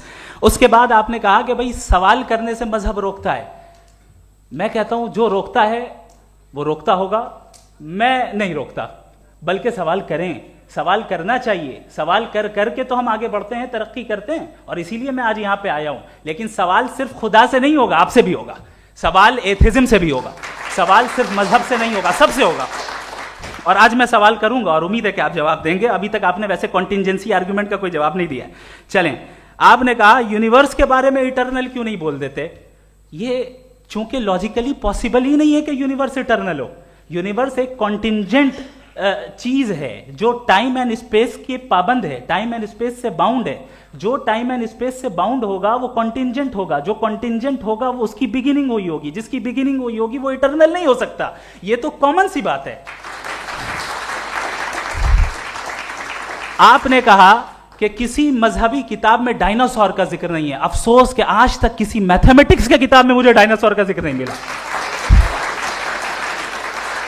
तो इसका मतलब मैथमेटिक्स की किताब बेकार है? नहीं, उसका वो टॉपिक नहीं है। रेवलेशन का और मजहबी किताबों का टॉपिक ये नहीं है कि आपको आके बताए साइकिल कैसे बनाते हैं, या आकर ये बताएं कि जो है डायनासोर कब था। वो तो मोरालिटी सिखाने आया है, गॉड के बारे में बताने आया, नॉन फिजिकल रियलिटी की हकीकत को सिखाने के लिए आया। रिलीजियन साइंस को रोकता है? नहीं रोकता। अगर रोकता है तो गलत करता है। रिलीजियन साइंटिज्म को रोकता है, जिसमें हमारे जावेद साहब मुब्तला है। साइंस और साइंटिज्म में फर्क है। साइंटिज्म यह है कि आप समझें कि साइंस और साइंटिफिक मेथोडोलॉजी ये नॉलेज को हासिल करने का वाहिद सोर्स ऑफ नॉलेज है। यह है साइंटिज्म। हम इसे रिजेक्ट करते हैं। हम साइंस को तो तरक्की करते हैं, भाई आप हमारी पूरी तारीख कर लें, पढ़ लें तो आपको पता चल जाएगा। बहरहाल ये अलग टॉपिक है। उसके बाद इन्होंने एक लफ्ज कहा, वेटिकन ने फतवा दिया। वेटिकन का फतवे से कोई ताल्लुक नहीं है, दोनों कॉन्ट्राडिक्टरी अल्फाज हैं। उसके बाद उन्होंने कहा कि भाई हमें नहीं मालूम। अगर नहीं मालूम तो क्लियरली कह देना कि नहीं मालूम है, इसमें क्या हर्ज है। तो वही तो मैं कह रहा हूं ना कि आप कह दें कि नहीं मालूम, लेकिन क्लेम क्यों कर रहे हैं कि गॉड एग्जिस्ट नहीं कर रहा है। आप कह दें नहीं मालूम है, हो सकता है हो सकता ना हो, लेकिन आप क्लेम कर रहे हैं। The moment you say God does not exist, this is a claim, and now the burden of proof is upon you too, जैसे हमारे ऊपर है। और क्यों है मैं बताता हूं, क्यों है ये भी मैं बताता हूं। फिलोसॉफिकली जो क्लेम होता है ना, सिर्फ ये नहीं होता कि इंसान कहे पॉजिटिव क्लेम करे और नेगेटिव क्लेम करे तो बर्डन ऑफ प्रूफ नहीं है। आप मिसाल के तौर पे मैं कहूं कि फुला उस कमरे में कोई नहीं है, मैंने एक नॉलेज का क्लेम किया है। उस कमरे में कोई नहीं है, मैंने एक नॉलेज का क्लेम किया। या तो मैं कहूं मुझे नहीं पता, हो भी सकता है नहीं भी हो सकता है, this is not a claim. लेकिन जब मैं कह रहा हूं कि वहां कोई नहीं है या मैं कह रहा हूं वहां कोई है, दोनों क्लेम है और दोनों के ऊपर बर्डन ऑफ प्रूफ है। हमारे ऊपर भी बर्डन ऑफ प्रूफ है, मैंने कंटिजेंसी आर्ग्यूमेंट दिया, इसे तोड़कर दिखाइए। आखिरी चीज, इन्होंने कहा कि खुदा दुनिया बनाने से पहले 150 साल पहले या करोड़ों साल पहले क्या कर रहा था। अरे हजरत, चलें बहरहाल मैं जवाब दे देता हूं, आप हमारे रिस्पेक्टेड पर्सनालिटी हैं, अगर आप नहीं होते तो मैं इसे एंटरटेन ही नहीं करता। टाइम, ये 100 साल पहले या 100 साल बाद, पहले बाद में अभी, ये वो अल्फाज हैं जिनका ताल्लुक टाइम से है। टाइम शुरू ही हुआ है यूनिवर्स की बिगिनिंग के बाद, तो उसके पहले खुदा क्या कर रहा था, सवाल इलॉजिकल है, ये फेलेसी है। यानी आप ये कह रहे हैं कि यूनिवर्स के बनने से पहले खुदा क्या कर रहा था, टाइम के बनने से पहले, पहले का ताल्लुक टाइम से, टाइम उस वक्त था ही नहीं, तो ये सवाल ही इनवैलिड है खुदा के ताल्लुक से। दूसरी चीज, आर्ग्यूमेंट ऑफ कंटिजेंसी जो मैंने आपके सामने पेश की है, आपने बार बार ये प्रूफ किया और ये कह रहे हैं कि गॉड ऑफ गैप्स। देखिए पहले नहीं मालूम था, साइंस ने कर दिया। सिंपल्स की मिसाल से मैं समझा देता हूं। जिस गैप्स की आप बात कर रहे हैं ना, साइंस उन गैप्स को जिन चीज के जरिए भी प्रूव करेगा वो कॉन्टिंजेंट ही होगा, अब चाहे वो फोर्स हो, मैटर हो या एनर्जी हो। लिहाजा सवाल हमारा उस वक्त भी वैलिड होगा जब तक कि आप नेसेसरी बीइंग पे ना आ जाएं, और इन्फिनिट रिग्रेस पॉसिबल नहीं है of causes in practical world, तो जाहिर है कहीं रुकना पड़ेगा, जहां रुकेंगे वही खुदा है। दूसरी चीज, आपने ये क्या कह रहा था मैं, किस पॉइंट को? What? Oh no, after that. Just now. हाँ, जहां रुकेंगे वही खुदा है। बहरहाल, तो टाइम का जिक्र हो गया, गॉड ऑफ गैप, सॉरी या इसकी एक मिसाल आप ले लें। एक कार है, एक साहब ने देखा कि भाई कार जो है उसके व्हील्स कितने अच्छे लगे हुए हैं सही जगह पे, स्टीयरिंग जो है कितने अच्छे जगह पे लगी हुई, और सीट्स कितने वेल डिजाइंड है, कितनी प्रिसाइजली ये कार काम कर रही है, तो जरूर कोई ना कोई इसे क्रिएट किया है, किसी ने क्रिएट किया है। अब जावेद साहब आए और कहे अरे जनाब बोनेट खोलिए, इसमें इंजन है, इंजन इस कार को चला रहा है, hence prove no one has created the car. This is illogical, this is irrational.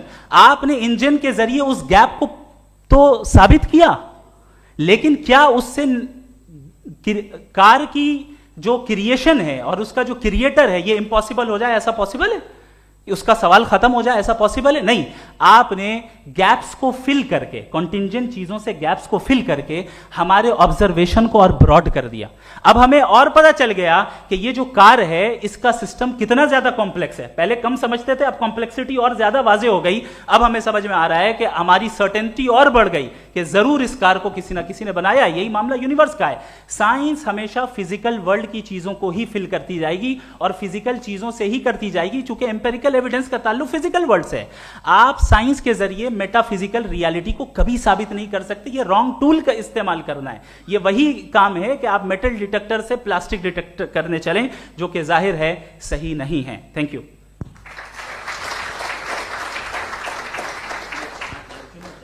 जी, ये आर्ग्यूमेंट का राउंड 2 है। हाँ। 7 मिनट है। पहले तो मैं आपसे अर्ज करूं कि आपने कहा कि जब कायनात ही नहीं थी तो वक्त भी नहीं था, कुछ भी नहीं था। कैसे नहीं था? खुदा था, एक एग्जिस्टेंस तो था ना खुदा का। तो जब खुदा था तो वक्त भी होगा। ऐसा नहीं है कि कुछ भी नहीं था, खुदा था। अच्छा, बाकी ये कि आपने कहा साहब आप साबित कीजिए, आपके पास भी लॉजिक है, मेरे पास भी लॉजिक है। आप मेरा जिम्मेदारी नहीं है साबित करना कि खुदा है। बर्टन रसल ने बड़ी अच्छी बात कही।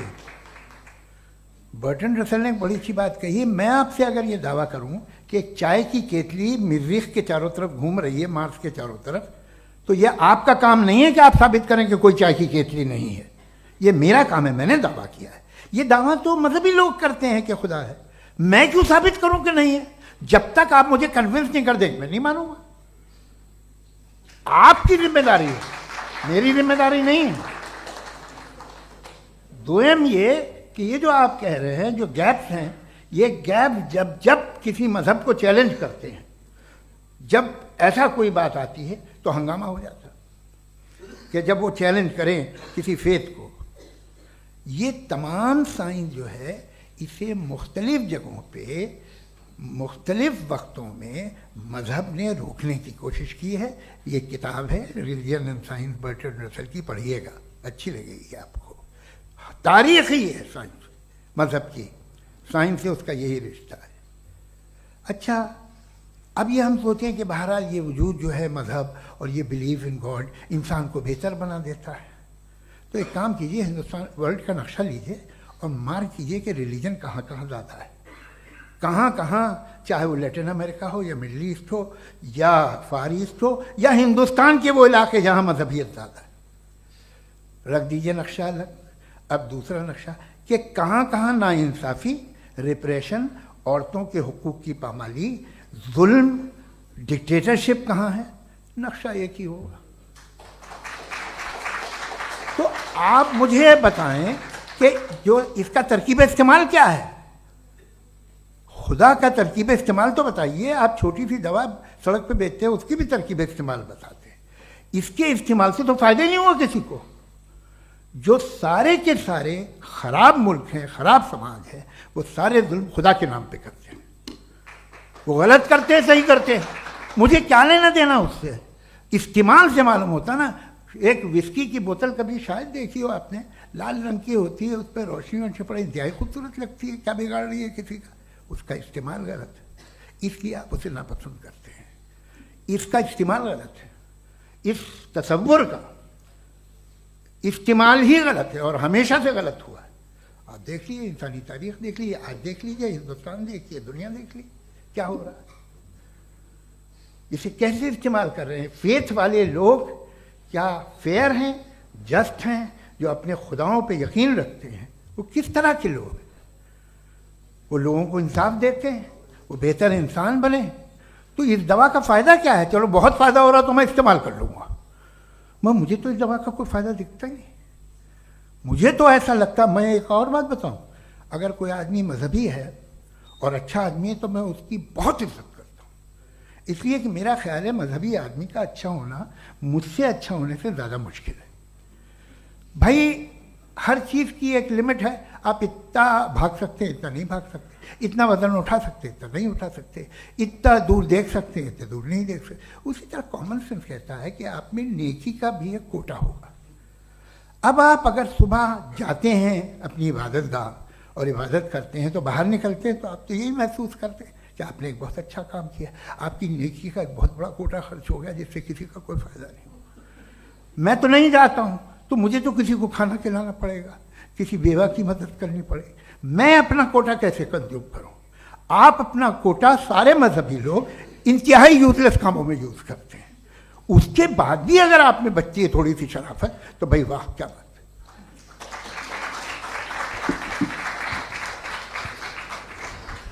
एक तो मुझे ये बात बहुत अच्छी लग रही है कि दोनों ही विद्वान समय को मानते हैं और बहुत समय से अपनी दलीलें और बाज दफ़ा समय से पहले अपनी तकरीरें पूरी करके अपनी अपनी कुर्सी पर बैठ रहे हैं। ये इस आर्ग्यूमेंट का राउंड 2 पूरा हुआ। अब रिबटल का राउंड 2 है और उसके बाद क्रॉस एग्जामिनेशन होगा। नहीं, आपका आर्ग्यूमेंट हो गया सर।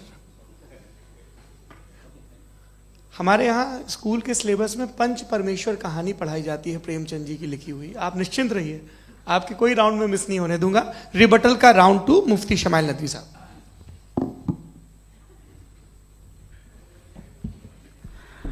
असल में जो हकीकी प्रॉब्लम है, असल प्रॉब्लम है वो ये है कि जावेद साहब के पास कॉन्सेप्ट ऑफ गॉड क्लियर नहीं है।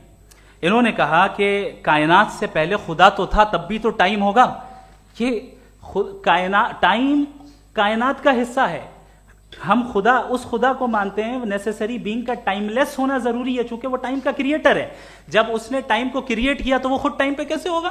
उसने जब स्पेस को क्रिएट किया तो खुद स्पेस में कैसे होगा? अगर वो टाइम एंड स्पेस को पहले से ही उसका पाबंद है तो फिर किस चीज को उसने क्रिएट किया? लिहाजा ये सवाल गलत है कि खुदा था तो टाइम होगा। बिल्कुल नहीं, टाइम के पाबंद हम है, खुदा नहीं है। हम फिजिकल वर्ल्ड से ताल्लुक रखते हैं, वो मेटाफिजिकल रियलिटी है। दूसरी चीज इन्होंने मिसाल दी कि चाय की केतली हवा में घूम रही होगी, और पता नहीं शायद वो बर्टन रसल का उन्होंने हवाला दिया। बहरहाल यही प्रॉब्लम है। प्रॉब्लम यही है कि हम चीजों के दरमियान डिफरेंशिएट नहीं कर पाते।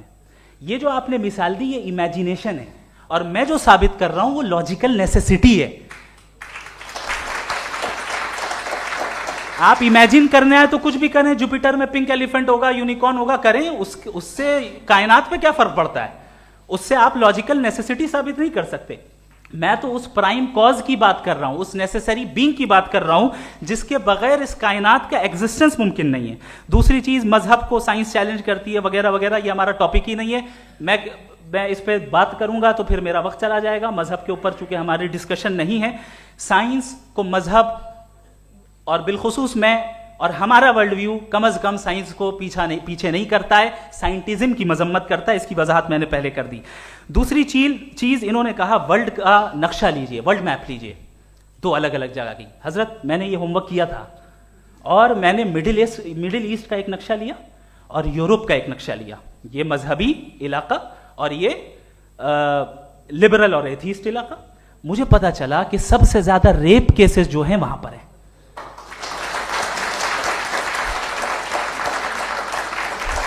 मुझे ये पता चला यूएन की रिपोर्ट के मुताबिक, मैं ये अपने घर से नहीं लेके आ रहा, कि जो वर्किंग वुमेन है यूरोपियन कंट्रीज में, उसमें 81% वुमेन सेक्सुअल हैरेसमेंट का वर्क में शुमार हो रही है। ये मिडिल ईस्ट में नहीं हो रहा है, वो मजहबी लोग हैं इसलिए नहीं हो रहा है। दूसरी चीज आपने ये कहा कि मजहबी आदमी का अच्छा होना हमारे अच्छे होने से बहुत मुश्किल है, बहुत मुश्किल है। तो इसका मतलब यह है कि गॉड के अलावा आपके पास अच्छे और बुरे का कोई स्टैंडर्ड है। मैं चाहूंगा कि कन्वर्सेशनल स्टाइल वाली डिस्कशन और सेगमेंट पे इसी पे बात कर लेते हैं। Thank you very much.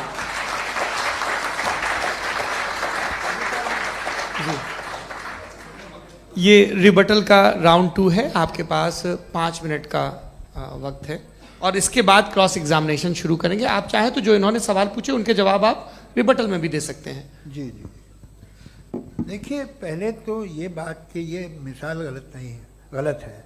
इन्होंने पहले ही हमको डिसार्म कर दिया। कह लिया अकल से मामला सॉल्व नहीं हो सकता, लॉजिक से आप पहुंच नहीं सकते। ये एक मेटाफिजिकल चीज़ है। मेटाफिजिकल अजीब सा लफ्ज़ है, ठीक से किसी को माने नहीं मालूम इसके, तो ऐसा लगता है कुछ बड़ी चीज़ है। अरे भाई क्या होता है मेटाफिजिकल, बताओ, खड़ी हो। ये एक लफ्ज़ है जो कहीं भी इस्तेमाल हो जाता है। जब आप एक बात कर रहे हैं और आप मुझसे बहस कर रहे हैं तो मुझे मेटाफिजिकल मत बताइए, आप लॉजिकली मुझे प्रूफ किए। और अगर लॉजिकली आप नहीं बात करते साहब ये मेटाफिजिकल है, तो फिर हम आप बात क्या कर रहे हैं? मेरा आपका किस ज़बान में कॉन्वर्सेशन होगा? और ये कहना कि वक्त पहले नहीं था, तो फिर क्यों कहते हैं ये हमेशा से और हमेशा रहेगा? हमेशा वक्त है, तो आप कैसे कहते हैं वो हमेशा से है और हमेशा रहेगा? हमेशा का मतलब है कोई वक्त, अगर वक्त ही नहीं है तो हमेशा कैसे? बाहर वो रहेगा। अब मैं ये देखता हूँ, आपने कहा ना कि वहाँ रेप ज़्यादा होते हैं, तो हम एक बात देखते हैं कि ये दुनिया जिस पे वो कादर मुतलक है, जिसकी मर्ज़ी के बगैर पत्ता भी नहीं हिलता, ओमनीपोटेंट है, ये दुनिया चल कैसे रही है? और इस दुनिया का हाल क्या है? 45,000 बच्चे जो 10 साल की उम्र से कम थे वो गाजा में मरे। भूख से काला हांडी में बच्चे मरते हैं और डिप्थेरिया से मरते हैं। डिप्थेरिया अजीब मर्ज है, गले में जाली बनना शुरू होती है, बच्चा नीला हो जाता है, गरीब का बच्चा, इसलिए कि उपास इलाज में। ये कादर मुतलक है, जो चाहे कर दे। इससे आप दुआएं मांगते हैं हमारी ये काम कर दे वो कर दे, तो इसका मतलब डे टू डे लाइफ में वो इंटरफेयर करता है और ये देख रहा है वो। अगर वो वाकई भी है फॉर डिस्कशन सेक, तो मैं जब दुनिया देखता हूँ तो मेरे दिल में उसके लिए कोई इज्जत नहीं पैदा होती। ये क्या कर रहे हो तुम पूरे ऑल पावरफुल हो, ओमनीपोटेंट हो, ओमनी प्रेजेंट हो। तुम तो वहाँ गाजा में रहे होगे ना, तुम हर जगह हो। तुम देख रहे थे कि बच्चे की कैसे धज्जियाँ उड़ रही, तुम देख रहे थे और तुम चाहती हो मैं तुम्हारी परस्तिश करूंगा, तुम हो भी। अरे यार, इससे अच्छे तो हमारे चीफ प्राइम मिनिस्टर हैं, कुछ तो ख्याल करते हैं। कमाल है, आप किसकी इबादत कर रहे हैं? अगर वो है भी, ये दुनिया नाइंसाफी से, जुल्म से, जबर से, तशद्दुद से भरी हुई है। और आप ये मत कहिएगा कि वो देख रहा है और वो बताएगा एक दिन। अगर वो देख रहा है और इंटरफेयर नहीं करता तो आप दुआ क्यों मांगते? आप कहते हैं मेरा ये काम करा दे, इसके मतलब है वो दखल दे सकता है, वो आपको नौकरी दिलवा सकता है, भले दूसरे आदमी को न मिले, मगर आपका काम कर देगा चूंकि आपने दुआ मांगी है। तो जब वो आपको नौकरी दिला सकता है, लड़की की शादी कर सकता है, बेटे को ग्रीन कार्ड दिलवा सकता है, तो कम से कम ये जो मर रहे हैं बच्चे, इनको रोक दे, कुछ तो करे। मुझे तो दुनिया में, इस दुनिया का कोई मालिक है, इसका ओमनीपोटेंट कोई रूलर है, और ये दुनिया ऐसी चल रही है। मैं तो चाहूंगा कि भाई ना हो, अगर हो तो बड़ी शर्मिंदगी की बात है। शुक्रिया।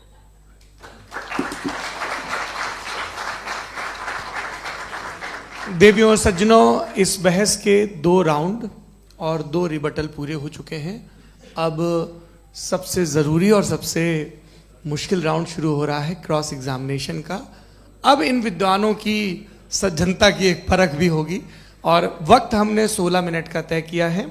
पहला सवाल आप पूछना चाहेंगे? जी बिल्कुल। पहले बोले भी आपके। आप माइक ले लीजिएगा हाथ में, ये नीचे से ऑन किया। जी मैं बोलता हूँ, ये डायस हटा सकते हैं क्या हम थोड़ा क्विकली?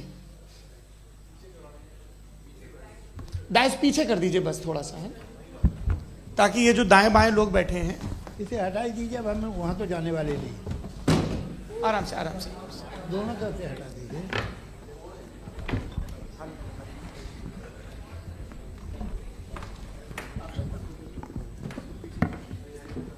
इस बीच आप लोग भी अपने अपने सवाल तैयार कर लें। ये ध्यान रखेंगे कि मैं यहाँ से सवाल लूँगा, आप लोगों को अपना हाथ ऊपर करना है, अपना नाम बताना है और अधिकतम 3 वाक्यों में अपना सवाल पूरा करना है। कई लोग सवाल की जगह भाषण देने लगते हैं, उससे आज बचना है। जी मुफ्ती साहब, पहला सवाल आपका, 16 मिनट हैं, हम दोनों लोगों के सवाल लेंगे। जी जी बहुत शुक्रिया। आपकी जो अभी बात हुई बहुत अहम थी, मैं इसको चाहूँगा कि आगे डिस्कस करूँ, लेकिन चूँकि अभी ये वो सेगमेंट है क्रॉस एग्जामिनेशन, तो सबसे पहला सवाल आपसे ये है कि जो मैं इतनी देर से कॉन्टिंजेंसी आर्ग्यूमेंट आपको बता रहा था, ये अकल से ही बता रहा था हजरत, आप ये बताएं कि आप इन्फिनिट रिग्रेस ऑफ कॉजेस को पॉसिबल मानते हैं या नेसेसरी बीइंग के एग्जिस्टेंस को सही समझते हैं? चूंकि 2 ही ऑप्शन हो सकता है, आप ये बताएं।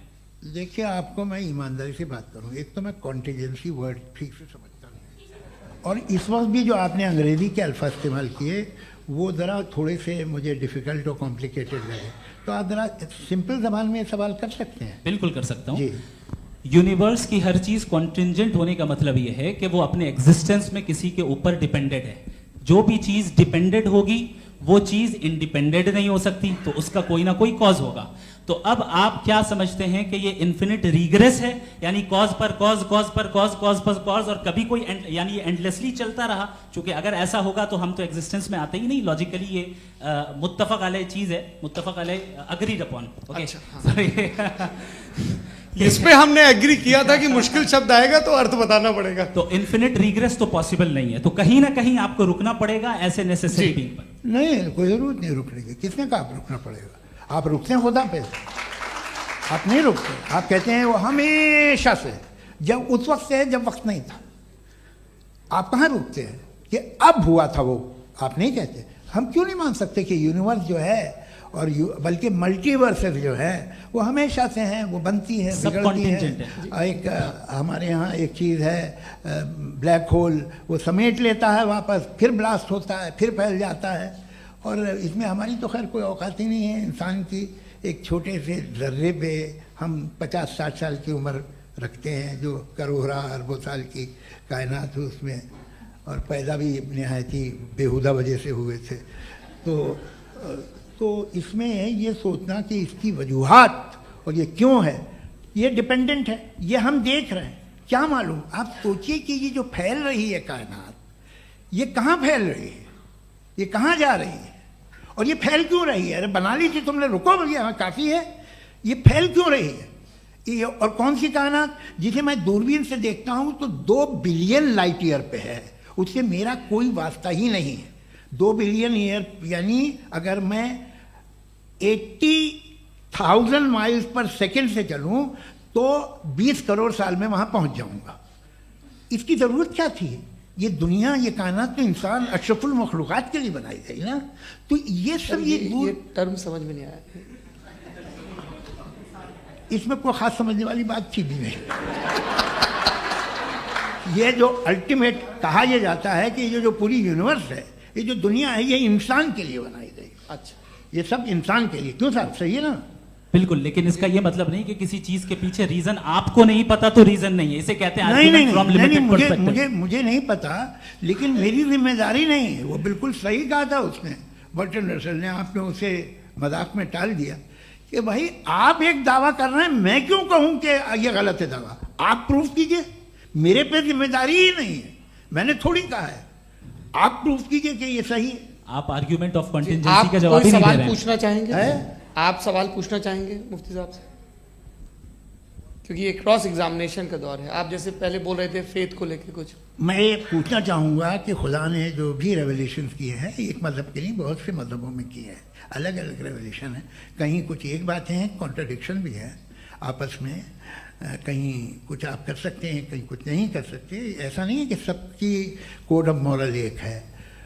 तो ये किस्सा क्या है? अब आप ये देखिए कि मुझे कभी कभी लगता है कि ये जो फुटबॉल फाइनल होता है, लाखों लोग होते हैं, फिर वो टीवी कवर करती करोड़ों लोग, अगर उसमें खुदा की एक बूमिंग आवाज़ आ जाती, मैं गॉड हूँ, तो सारे लोग अभी सुन लेते और टीवी पे भी सुन लेते, किस्सा खत्म होता। ये इतनी राजदारी क्या है कि तुम सामने कुछ तो सबूत दे दो हमें सॉलिड।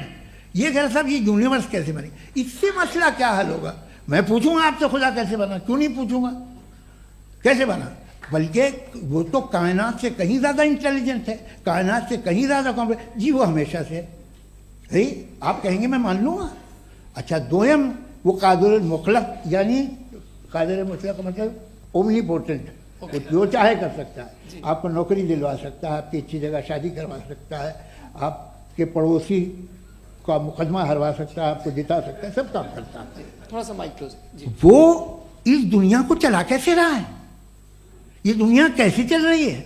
आपको इस पर हैरत नहीं होती? या क़यामत के बाद कभी एक जस्टिस होगा, जब ये बच्चा मर चुका होगा जिसकी धज्जियाँ उड़ गई बम से, इसको इंसाफ मिलेगा तब। अच्छा, अब जवाब दूं? हाँ दीजिए। मैं इसीलिए आप की तरफ। सबसे पहले आपने रेवलेशन और स्क्रिप्चर्स की बात की, इस पे मैं बात कर सकता हूं लेकिन आज नहीं करूंगा चूंकि वक्त कम है, कभी और इस पे डिस्कस करेंगे। मैं तैयार हूं उस पे भी बात करने के लिए। ये अभी से राउंड 2 की भूमिका तय हो रही है। Does God exist round 2? चूंकि आज गॉड के एग्जिस्टेंस पे बात है तो मैं उसी के रिलेटेड जो है आपके सवालात को एंटरटेन भी करूंगा और मैं भी पूछूंगा। आपने कहा कि आपने साबित ही नहीं किया, जबकि आर्ग्यूमेंट ऑफ कॉन्टिंजेंसी बुनियादी आर्ग्यूमेंट है। आप मुझे कॉन्टिंजेंसी का मतलब बताइए, आपका मतलब क्या? कॉन्टिंजेंसी कॉन्टिंजेंसी का मतलब यह हुआ कि हर वो वजूद जो किसी भी चीज का पाबंद है, हर वो वजूद या हर वो चीज जो अपने एग्जिस्टेंस में किसी भी चीज के पाबंद है और उससे बाउंड है, उसको उसकी जरूरत है, उस पर डिपेंड करती है, तो जाहिर सी बात है कि उसका कोई ना कोई कॉज होता है। ये तो अक्ल की बात है। ये आप रीजनिंग की बात करते हैं, मैं वही कर रहा हूं। दूसरी चीज, आपने ये बात कही कि इतने बिलियन लाइट ईयर्स दूर है, उसका मेरा क्या लेना देना। फिर मेरे ख्याल से आपको ये नहीं कहना चाहिए I think therefore I am an atheist. आपको सोचना चाहिए, सिर्फ आप एक लिमिटेड दायरे में रहकर नहीं सोचें बल्कि बाहर निकलकर सोचें। आपने तीसरा सवाल किया, आपने 2-3 सवाल एक साथ। ऐसी बातें ना कीजिए, कुछ लोगों को इतराज हो जाएगा आप पे कि आप कुछ भी सोचिए। ये इजाजत आपको है नहीं, मुझे है।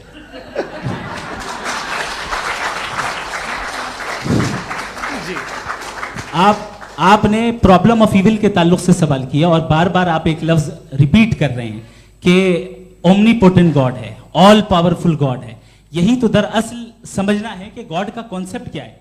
प्रॉब्लम ऑफ इविल जो है, प्रॉब्लम ऑफ इविल दर हकीकत दो असम्पशंस पर कायम है। अगर आप इन दो असम्पशंस को समझ जाएं तो ये प्रॉब्लम नहीं रहेगी, आर्ग्यूमेंट आपको समझ में आ जाएगी कि ये कोलैप्स कर जाता है। पॉइंट नंबर 1, यानी जो आपका सबसे पहला फॉल्स असम्पशन है कि गॉड मर्सीफुल है, ओमनीपोटेंट है, दुनिया में जुल्म हो रहा है। लेकिन आपको यह समझना चाहिए कि हमारे वर्ल्ड व्यू के मुताबिक गॉड सिर्फ ओमनीपोटेंट और सिर्फ मर्सीफुल नहीं है, बल्कि वो ऑल वाइज भी है और वो ऑल नोइंग भी है। उसके हर काम के पीछे हिकमत और विजडम है। ये कोई जरूरी नहीं है कि वो हिकमत और विजडम आपको समझ में आए या मुझे समझ में आए। अगर आप जो समझ रहे हैं उसके मुताबिक आप फैसला कर रहे हैं, ये लिमिटेड पर्सपेक्टिव से आर्गुमेंट है। और इस चीज को हम अपनी दुनिया में, अपने लाइफ में, डेली लाइफ में इस प्रिंसिपल को एक्सेप्ट करते हैं। हम जब किसी डॉक्टर के पास जाते हैं, डॉक्टर के पास जाकर वो अगर उसने हमें कोई दवाई दी है तो हम ये तो नहीं कहते कि जब तक आपके पास जितना नॉलेज और जितना विजडम नहीं है, आपने क्यों ये दवाई दी है, तब तक हम इस चीज को एक्सेप्ट नहीं करेंगे। नहीं कहते, हम उसकी अथॉरिटी को तस्लीम करते हैं। क्यों? क्योंकि उसकी हम जानते हैं कि वो नॉलेजेबल है, वो विजडम वाला है, हमसे ज्यादा नॉलेज और हमसे ज्यादा विजडम है। बताएं सर। नहीं, डॉक्टर में और खुदा में बड़ा डिफरेंस है। डॉक्टर पढ़ा लिखा होता है, एक तो मैं उसकी बात सुनूंगा। दोयम ये नहीं, कुछ जवाब तो ये भी नहीं है सर। प्लीज, अगर सब ऑडियंस से बोलने लगेंगे तो फिर मतलब नहीं सिविलाइज्ड बहस का। मतलब आप ये कहें कि चूंकि आप डॉक्टर पे बिलीव करते हैं इसलिए खुदा पे बिलीव किए, क्या ये मिसाल आपको समझाने के लिए आर्गुमेंट है, इस पे आपको एतराज नहीं है। तो सिंपल बात ये है कि मैं अगर ये यकीन कर लूँ कि एक ओमनीपोटेंट, उसकी मसलहत है, ये जो बच्चे मर रहे हैं ये मसलहत है उसकी, मुझे नहीं चाहिए इसकी मसलहत। उसकी मसलहत नहीं, यही तो समझना है, मतलब एक्सपीरियंस। अच्छा, इस आपने अभी मेरी बात पूरी सुनी नहीं। मैंने कहा आपका पूरा आर्ग्यूमेंट दो फॉल्स असम्पशंस पर है। एक फॉल्स असम्पशन मैंने बता दिया, दूसरा फॉल्स असम्पशन ये है कि इस दुनिया में इविल के होने का कोई गुड रीजन नहीं है, जबकि हमारे पास बाज रीजंस मौजूद हैं, हमारे पास बाज वजूहात मौजूद हैं। अगर इस दुनिया में इविल ना हो तो आप गुड को डिफाइन कैसे करेंगे? अगर जुल्म ना हो आप इंसाफ को समझेंगे कैसे? अगर तारीकी ना हो तो आप लाइट को समझेंगे कैसे? बहुत अच्छे। अभी और सुन लें, अभी और बाकी है। ये तो बात बहुत पसंद आई साहब मुझे कि जब तक रेप ना हो तब तक औरतों की इज्जत का ख्याल आपने मेरा जवाब पूरा सुना ही नहीं। जब तक के बच्चों का कत्ल ना किया जाए तब तक आपको बच्चों की मासूमियत की इज्जत। आपने पूरा जवाब सुना ही नहीं। क्या बात है, क्या आपने नुक्ता निकाला? आपने पूरा जवाब सुना ही नहीं। आप सुन लें, मेरी बात सुन लें। ये मैंने आपको एक चीज बताई। दूसरी चीज, इस दुनिया में हम आए हैं टेस्ट के लिए, हमारा टेस्ट हो रहा है और हर इंसान का अलग अलग अंदाज में टेस्ट होता है।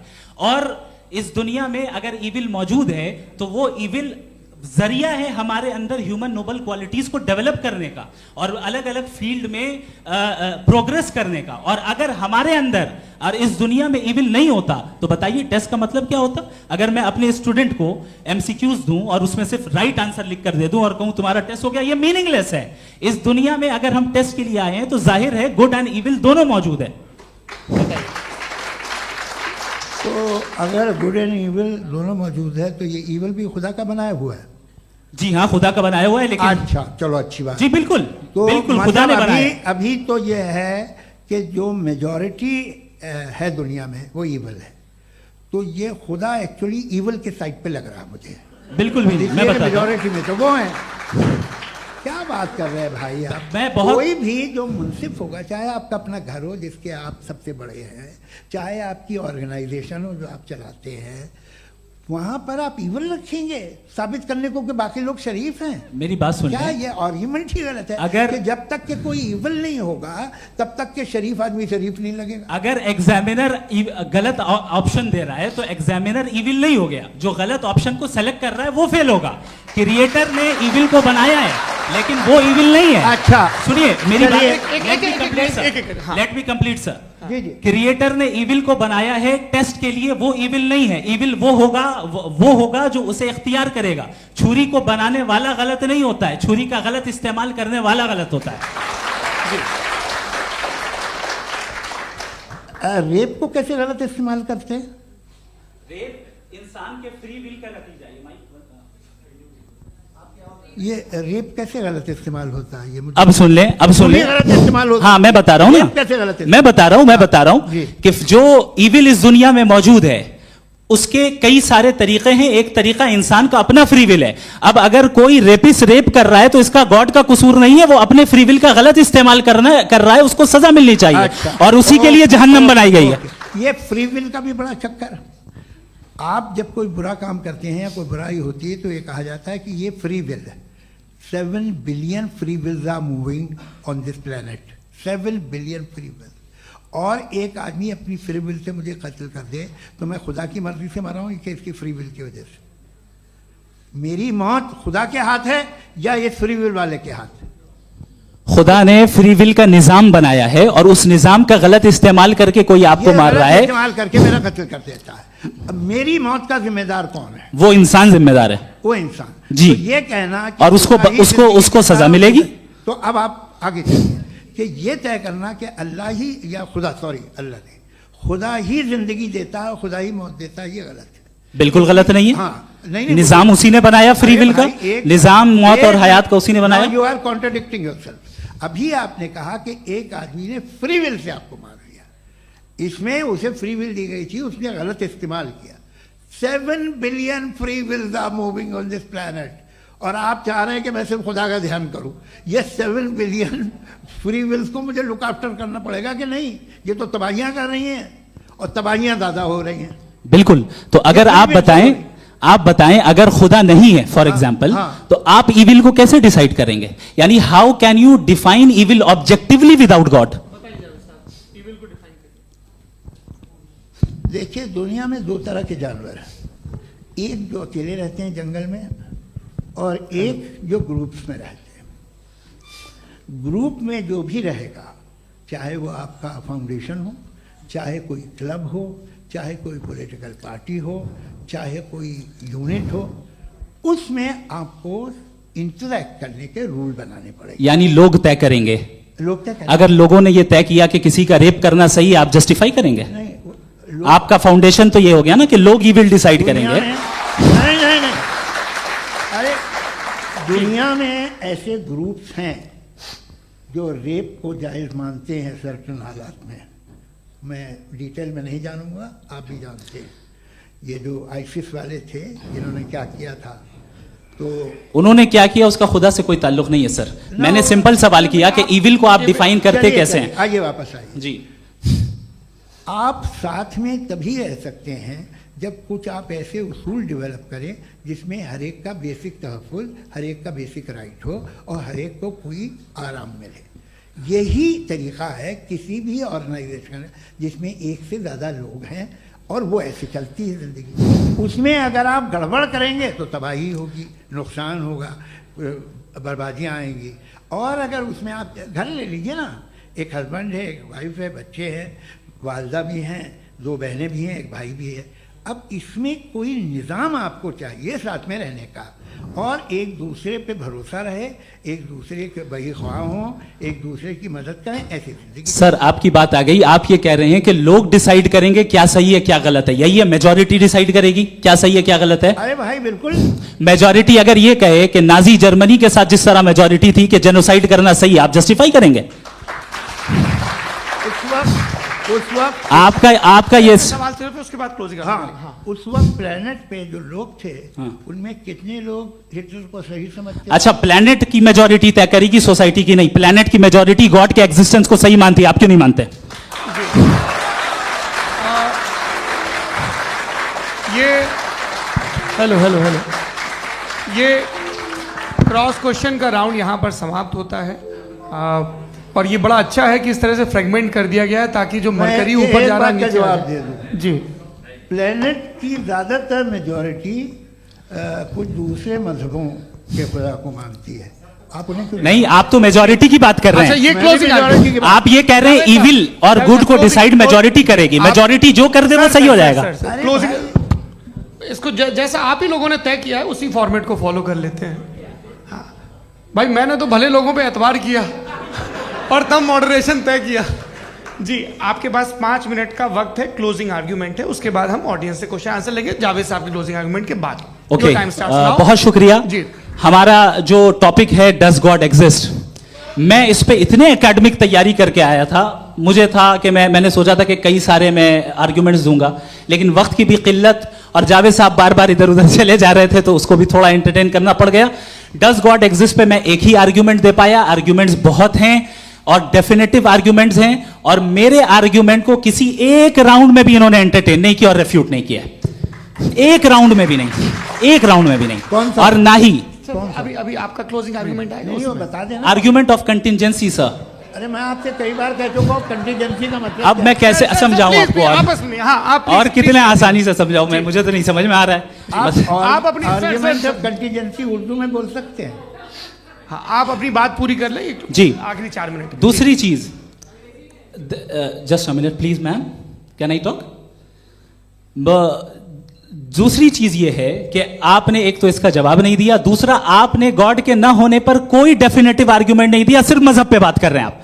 मजहब तो आज हमारा टॉपिक ही नहीं था, आज तो हमारा टॉपिक हो, आप मजहब से ले लेकर आईएस तक चले गए। भाई हमारा क्या ताल्लुक है उससे? We condemn them. और उसका गॉड से क्या ताल्लुक है? अगर कोई गलत काम कर रहा है, किसी ने किसी को कत्ल किया, किसी ने किसी का रेप किया, उसको सजा मिलनी चाहिए। और आपके पास कोई भी rational strong foundation of morality नहीं है। आपने कहा कि मेजॉरिटी तय करेगी सोसाइटी की, वो सही होगा। मैंने कहा हिटलर को फिर आप सही कहेंगे, नहीं, प्लैनेट की सोसाइटी की मेजॉरिटी तय करेगी। तो प्लैनेट की मेजॉरिटी गॉड के एग्जिस्टेंस को मानती है, आप कह रहे हैं ये रिलीजियस है। तो यानी आपके पास कोई स्ट्रॉन्ग फाउंडेशन नहीं है ऑब्जेक्टिव मोरालिटी का। ऑब्जेक्टिव मोरालिटी का अगर कोई फाउंडेशन है तो वो सिर्फ गॉड है, गॉड है, गॉड है। थैंक यू जी। ये मुफ्ती शमाइल नदवी साहब का क्लोजिंग आर्ग्यूमेंट था। अब हमारे पास जी ये बड़ा अच्छा है कि दोनों लोगों को मॉडरेटर से शिकायत भी और बोल रहे हैं भाई हमारी शाबाशी भी तो करते चलो। अब मेरी बात जी, आपके पास जावेद अख्तर साहब 5 मिनट का वक्त है, ये आपका क्लोजिंग आर्ग्यूमेंट है, टाइम रीसेट कर दें जी।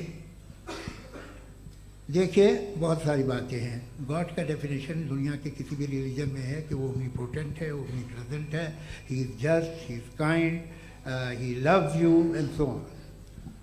मैं जब दुनिया देखता हूँ तो मुझे कोई ऐसा सुप्रीम पावर यहाँ दिखाई नहीं देती है जो इंसान की बहबूदी के लिए कुछ कर रही हो, कमज़ोर को बचा रही हो, मदद कर रही हो, जालिम को पीछे हटा रही हो। मैं नहीं देखा, तारीख़ में नहीं। एक तो अगर है और ये देख रहा है तमाशा, तो उसका होना न होना बराबर है। दोयम ये कि ये जो है, जब आप ये कहते हैं कि कायनात जिसकी कंटीजेंसी है, मैं देखिए वो लफ्ज़ इस्तेमाल किया मैं, तो ये कैसे हो सकती है बात?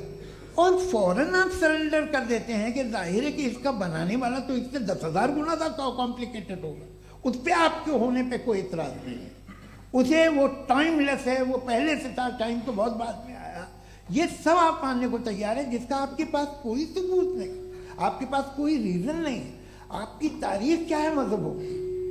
बिलीफ की, जो खुदाओं का बिलीफ है, ये कॉन्स्टेंटली गलत साबित होता रहा है। मतलब आप कहें कि अरिस्टोटल के ज़माने में तो सब जाहिल थे, वो भी इतने ही यकीन से खुदा पे यकीन रखते थे, जो अब नहीं रहा।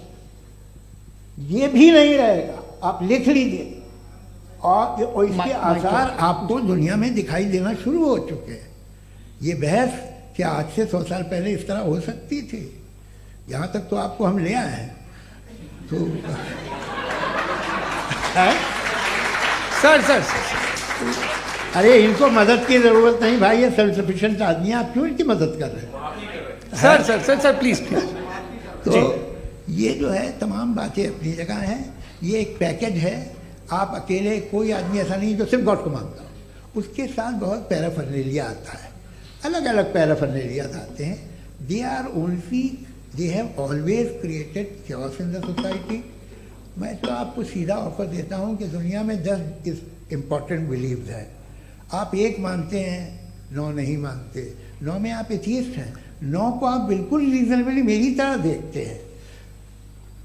तो 90 मजहबी आदमी भी 90% एथियस्ट है, वो दूसरे खुदा नहीं मानता, एक खुदा मानता है अपना वाला, बाकियों को कहता है गलत है। अगर आप मानना ही बंद कर दें तो आपका 10% चांस है कि आप सही हैं और 90% चांस है कि आप गलत हैं। मेरा मशवरा है, आप मानना छोड़ दिए तो 50% चांस होगा कि आप सही हैं और 50% चांस होगा, 40% आप गेन करेंगे बाय बिकमिंग एन एथियस्ट।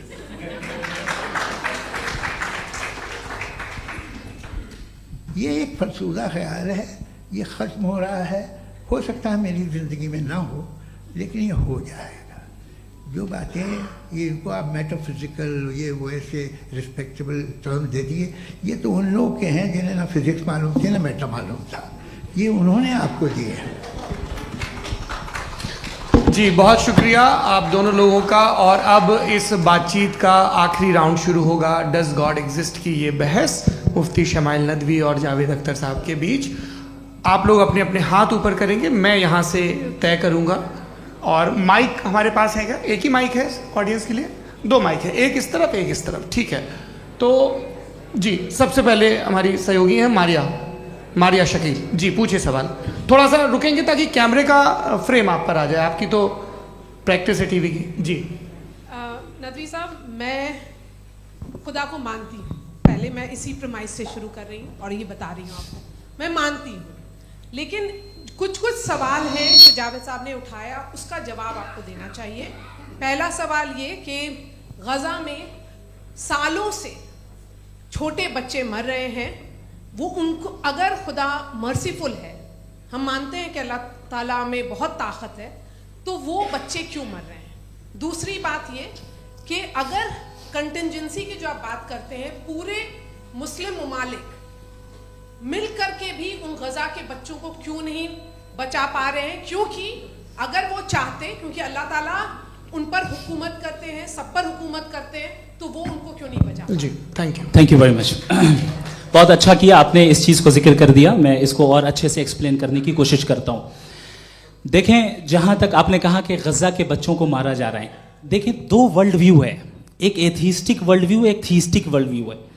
बच्चे मर रहे हैं दोनों वर्ल्ड व्यू में, लेकिन हमारा वर्ल्ड व्यू कह रहा है कि रिकॉम्पेंस है, ये कह रहे हैं कि उनका मरना बेकार जाने वाला है, कोई उसका रिकॉम्पेंस नहीं है, चूंकि इनके यहाँ आखिरत और अल्लाह का कोई तसव्वुर या गॉड का कोई तसव्वुर नहीं है। आपने ये सवाल किया कि गॉड मर्सीफुल है, क्यों नहीं रोकता? ये मैंने बताया कि ये मिसकंसेप्शन है लोगों के दरमियान कि गॉड को सिर्फ मर्सीफुल और ओमनीपोटेंट समझते हैं। गॉड के सिर्फ यही 2 एट्रीब्यूट्स नहीं हैं, गॉड के कई सारे एट्रीब्यूट्स हैं, उनमें से अल हकीम भी है, उनमें से ऑल वाइज भी है, ऑल नोइंग भी है। लिहाजा अगर इस दुनिया में किसी को तकलीफ आ रही है और गॉड उसको नहीं रोक रहा है, वो इसलिए नहीं रोक रहा है चूंकि इंसानों को फ्री विल दिया गया है। ठीक इसी तरीके से अगर एक डॉक्टर किसी छोटे बच्चे को इंजेक्शन लगा रहा है, उसे तकलीफ पहुंच रही है, उसके लिमिटेड पर्सपेक्टिव के एतबार से यह गलत हो रहा है और डॉक्टर बुरा है। लेकिन जब आप ब्रॉडर पिक्चर को देखेंगी, आपके और हमारे पास सिर्फ एक पिक्सल है, हमें इतना नजर आ रहा है कि गज़ा में कत्ल हो रहा है, लेकिन इसके पीछे कितना रिकॉम्पेंस उनको मिलने वाला है, पूरा पिक्चर गॉड के पास है। तो एक पिक्सल से आप पूरे पिक्चर को कभी भी जज नहीं कर सकती। आप इसमें कुछ जोड़ना चाहेंगे? आपको कुछ बोलना है इसमें? भैया आपने बहुत अच्छा जस्टिफिकेशन दिया। या आप वो जो वहाँ के प्राइम मिनिस्टर इजराइल के उन्हें भेजिए, वो बहुत खुश होंगे। आप जस्टिफिकेशन दे देना कि अगर गॉड नहीं है तो बच्चे क्यों मर रहे हैं, आप बताएं। वो ये सवाल पूछ रहे हैं कि अगर आप ईश्वर का अस्तित्व नहीं मानते हैं तो उन बच्चों की मौत को आप कैसे इंटरप्रेट करते हैं? भाई ये दुनिया जो है, जो ताकतवर लोग होते हैं वो एक नाइंसाफी करते हैं। तो ये अच्छा काम है आपके नजदीक, तो नेचर नाइंसाफी पे मबनी है। अरे मेरे भाई, आप नेचर की कहाँ बात कर रहे हैं, तो इंसान की बात। तो फिर जब मैं इंसान की बात कर रहा था, आप नेचर की बात करने लग गए। क्रॉस एग्जामिनेशन नहीं। हाँ, अब आप मुझे बोलने नहीं देंगे तो अलग बात है, आप बोलिए, मुझे कोई जल्दी नहीं। जी नहीं, ये क्रॉस एग्जामिनेशन बोल तो लेने दीजिए। जी बोलिए। क्या बात ये है कि ह्यूमन सोसाइटी तभी साथ में रह सकती है जब वो मोहब्बत से, एकता से, एक दूसरे के एहतराम करके रहे। इसके अलावा पॉसिबल नहीं है, अकेले तो इंसान रह नहीं सकता। वहाँ पर कुछ लोग हैं जो फाउल करते हैं, वो फाउल हमेशा से तारीख में होता आया है। आज ये हो रहा है, जो हो रहा है बहुत बुरा हो रहा है, बहुत जालिमाना है, बहुत जाबराना है। उसको आप कहें कि ये बच्चों को कॉम्पनसेशन मिल जाएगा या इसकी इंजेक्शन है, इंजेक्शन तो हेल्थ के लिए दिया जाता है। आप ये कह रहे हैं कि ये बच्चों की जो धज्जियां उड़ रही हैं ये इंजेक्शन है, ये टेस्ट है, ये टेस्ट है और उस टेस्ट में उनको ऐसा रिकॉम्पेंस मिलेगा जो आपके तसव्वुर के बाहर है। ये आप 3 बरस के बच्चे को बारूद से उड़ा के टेस्ट ले रहे हैं। वाह, वो नहीं ले रहा है, खुदा नहीं उड़ा रहा है, इजराइल उड़ा रहा है। जी, ये तो उसको कंडेम अगला सवाल लेते हैं प्रोफेसर पुरुषोत्तम अग्रवाल। मुफ्ती साहब, एक निवेदन आपसे है कि कम से कम थोड़ा सा माइक क्लोज एक रिलीजियस और फिलोसफिकल कर मैं प्लीज। एक रिलीजियस और फिलोसफिकल ट्रेडिशन है जो ब्रह्मांड को यानी यूनिवर्स को ही अंतिम मानती है। सर्वम खलु इदम ब्रह्मम, this is Chandogya Upanishad, and it completely rules out the existence और नेसेसिटी, आपके शब्दों में necessity of a creator. The creation itself is the creator. तो एक मिनट प्लीज। दूसरा जो सवाल आपने अभी जो आप बार बार कह रहे हैं कि भगवान विद्वान भी है, वाइज, सब जानने वाला, तो अगर विजडम में दुनिया भर के पापों और अत्याचारों को बर्दाश्त करना शामिल है, तो फिर इसका मतलब ये हुआ कि अगर मैं फ्री विल से उसको अपोज करता हूं तो ईश्वर की विजडम और मेरी फ्री विल में कॉन्ट्राडिक्शन है। Because when I am opposing whatever is happening in Gaza, then I am opposing the God's will और गॉड्स विजडम। जवाब लेते हैं क्योंकि तो गॉड की विजडम में, एक मिनट सर प्लीज सर, ये एक जुमला, गॉड की विजडम है कि गाजा में जो कुछ हो रहा है वो हो रहा है, मैं उसको अपोज कर रहा हूं, तो मैं गॉड की विजडम के खिलाफ जा रहा हूं। एक सवाल। दूसरा ये नहीं आपने दो ऑलरेडी सर आप और सवाल कर लें, लेकिन मुझे दो जवाब दे सर, पहले आपने ये कहा, सुनिए मेरी बात सुनिए। भाई इजराइल के गॉड के मुताबिक तुम्हारा ठीक हो रहा है ना? नहीं हो रहा है, ठीक नहीं हो रहा है, मैं बता रहा हूं क्या हो रहा है। आप तशरीफ रखिए, मैं बता रहा हूं क्या हो रहा है। Let me complete please. एक सेकंड गाइस, एक सेकंड। ये देखिए ऐसा है कि ये सब बड़ा आपस में विचार विमर्श के बाद ये तय हुआ था कि कुछ नियम बना लिए जाएं ताकि एक टाइम बाउंड बातचीत चले। और भाई साहब आप बड़ा जरूरी काम कर रहे हैं, लेकिन कैमरे के फ्रेम में आके उस काम को गड़बड़ कर दे रहे हैं। ठीक है गुरु, अब मेरे को कहीं का गुस्सा कहीं निकालना था, सॉरी। नहीं कोई गुस्सा नहीं है जी। तो प्रोफेसर ने सवाल पूछे, आप उनके जवाब दें, और थोड़ा ये सब लोग थोड़ा ख्याल रखें भाई, सवाल संक्षिप्त रखें जी। आपने दो सवाल किया। सबसे पहला ये कहा कि हमारे पास ये कॉन्सेप्ट है कि ये यूनिवर्स खुद नेसेसरी बीइंग है, creation itself is the creator. How irrational is this कि मैं एग्जिस्ट करूंगा बाद में, लेकिन अभी एग्जिस्ट कर भी रहा हूं, यानी एक ही टाइम में एग्जिस्ट भी कर रहे हैं, नहीं भी कर रहे हैं। This is not true. दूसरी चीज आपने कहा कि अगर इजराइल में, सॉरी माफ कीजिएगा, Israel doesn't exist, occupied Palestine में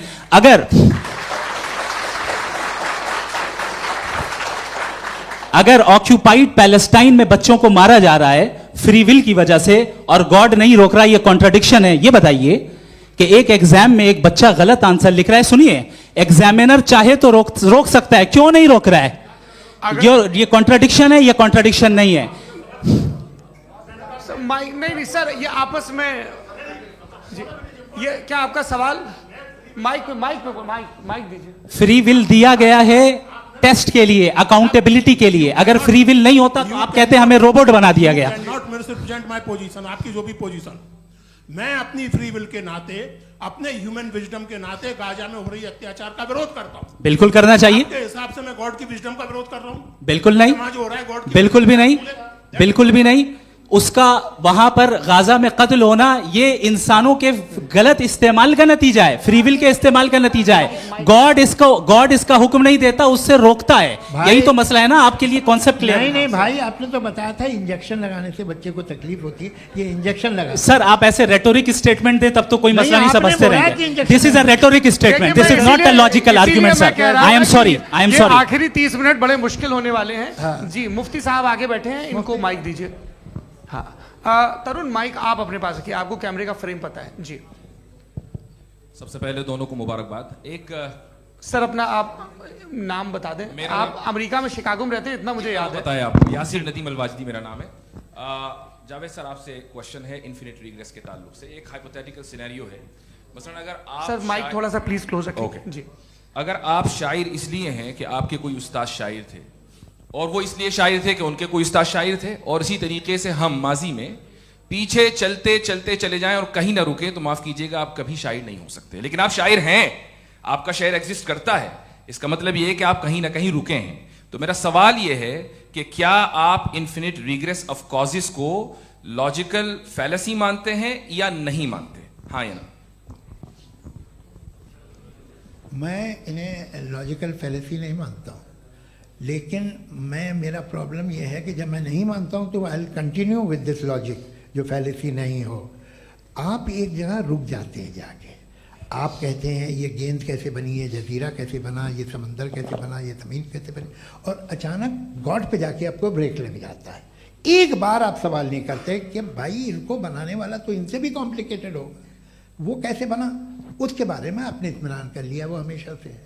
तो अगर आप उसे हमेशा से मानते हैं तो फिर ये मान लीजिए कि कायनात हमेशा से है, क्या तकलीफ फिर हम वजूद में नहीं आते जी है? हम मौजूद नहीं। अच्छा सर क्यों नहीं हो मैं सकता? बताऊंगा प्लीज प्लीज। जैसे मैंने मिसाल दी आपके शेर में, आपका शेर कभी वजूद में ना आता अगर शायर इसी तरह चलते रहते हमेशा। जी माइक मेरे ख्याल से एक सेकंड। इन्फिनिट रिग्रेस का कॉन्सेप्ट क्लियर नहीं हो पाया, ऐसे रहने दें, लेट्स मूव ऑन सर। ठीक है, हाँ थोड़ा सा मॉडरेटर का भी ख्याल रखें। नहीं आपने तो रखा है, आपने रखा है। यहाँ पे गौहर रजा साहब हैं, वो भी एक सवाल पूछना चाहते हैं। माइक यार नीचे से ऑन कर दिए, नीचे। पहले तो ये कह दूं कि मैं उन बच्चों से शर्मिंदा हूं जिनको गजा में कत्ल किया गया, क्योंकि हमारे होते हुए कत्ल किया गया। लेकिन उससे ज़्यादा शर्मिंदगी इस बात से हुई कि मुझे लगा कि मुफ्ती साहब उसको जस्टिफाई कर रहे हैं। बिल्कुल भी नहीं, आप बहुत ही गलत, मुझे लगा मैं गलत हो सकता हूं। बिल्कुल गलत मैं है। सवाल पूछ रहा हूं, सवाल मैं देखिए, सवाल अगर पूछ रहा हूं। एक मैं सेकंड, जावेद भाई गौर से साहब, एक डिसएग्री सेकंड, करता गौर हूं। साहब, एक सेकंड देखिए, अगर देखिए ऐसा एक सेकंड आप सर वेट अरे आप कुछ मेरे पहले मुझे अपनी बात कह लेने दीजिए। अगर ऑडियंस तय करेगी तो फिर मॉडरेटर का मतलब नहीं। मेरा आप सबसे ये कहना है, ये बहस दो लोगों के बीच में है, एक तरफ मुफ्ती साहब, एक तरफ जावेद साहब। पिछले 1.5 घंटे से ये लोग अपने अपने तर्क रख रहे हैं। आपकी इनसे इत्तेफाकी हो सकती है, ना इत्तेफाकी हो सकती है। मेरे उस्ताद मुझे सिखा गए हैं कि मुखामुखम में असहमति की गुंजाइश बची रहनी चाहिए। अगर मैं आपकी बहुत इज्जत करता हूं गौहर साहब, आपने जो कमाल की किताबें लिखी, साइंटिफिक टेम्परामेंट, लेकिन मेरी ये गुजारिश है आप सबसे कि यदि आप इन लोगों ने जो बोला उन पर टिप्पणियां करेंगे तो ना वक्त की पाबंदी रहेगी, ना वो अनुशासन। आप सवाल पूछ लें, उस सवाल में जो बात आ जाए वो आ जाए।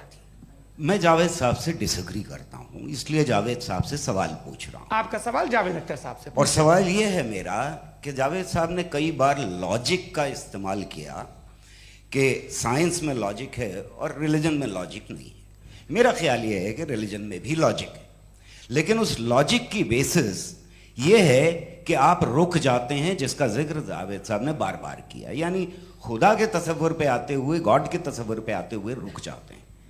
और इसमें सवाल पूछना मतलब फॉरबिडन होता है।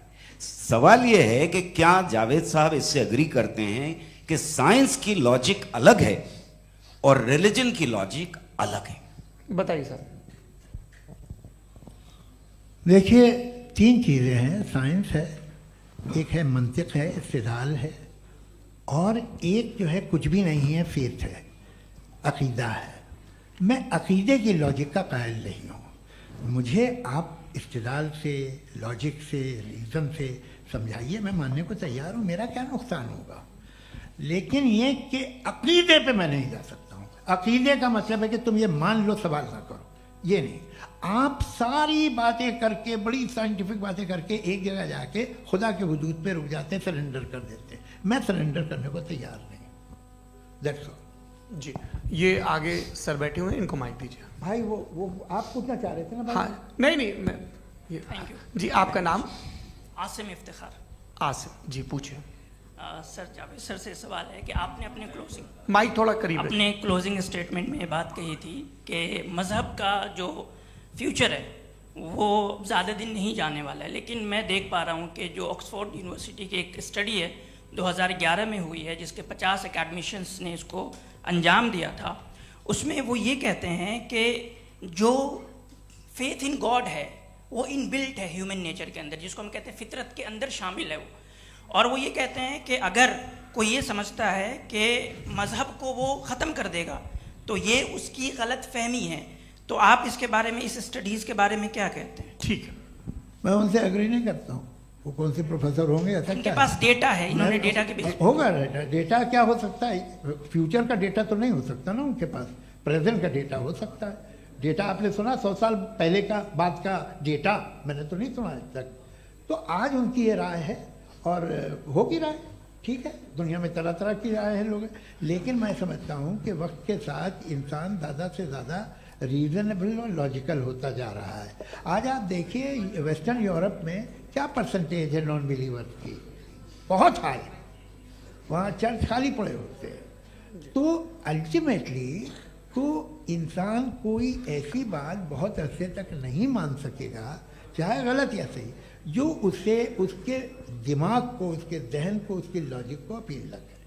वो कह रहे हैं तो ऑक्सफोर्ड के होंगे तो कैम्ब्रिज के होंगे, तो मुझे क्या लेना देना, उनका डेटा मुस्तकबिल का नहीं हो सकता है। जी दीपक, हाँ पूछिए। मैं आऊँगा अभी, पीछे की साइड भी आऊँगा, माइक वहीं भेजूंगा 2-3 साल के लिए। जी जावेद साहब, आपसे सवाल है। नमस्ते।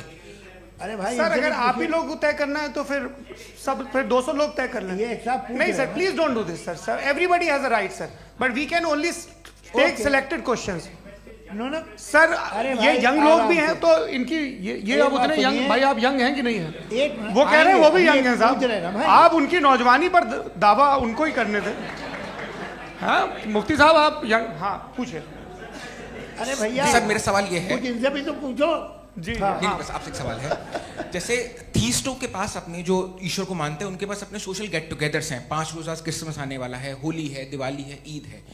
एथिस्ट क्या ऑफर कर रहे हैं? मतलब मैं इनकी दुकान से बोलूं मैं आना चाहता हूं उस तरफ, पर मैं अट्रैक्ट नहीं हो पा रहा हूं। मैं सोशल गेट टुगेदर्स क्या है आपके पास?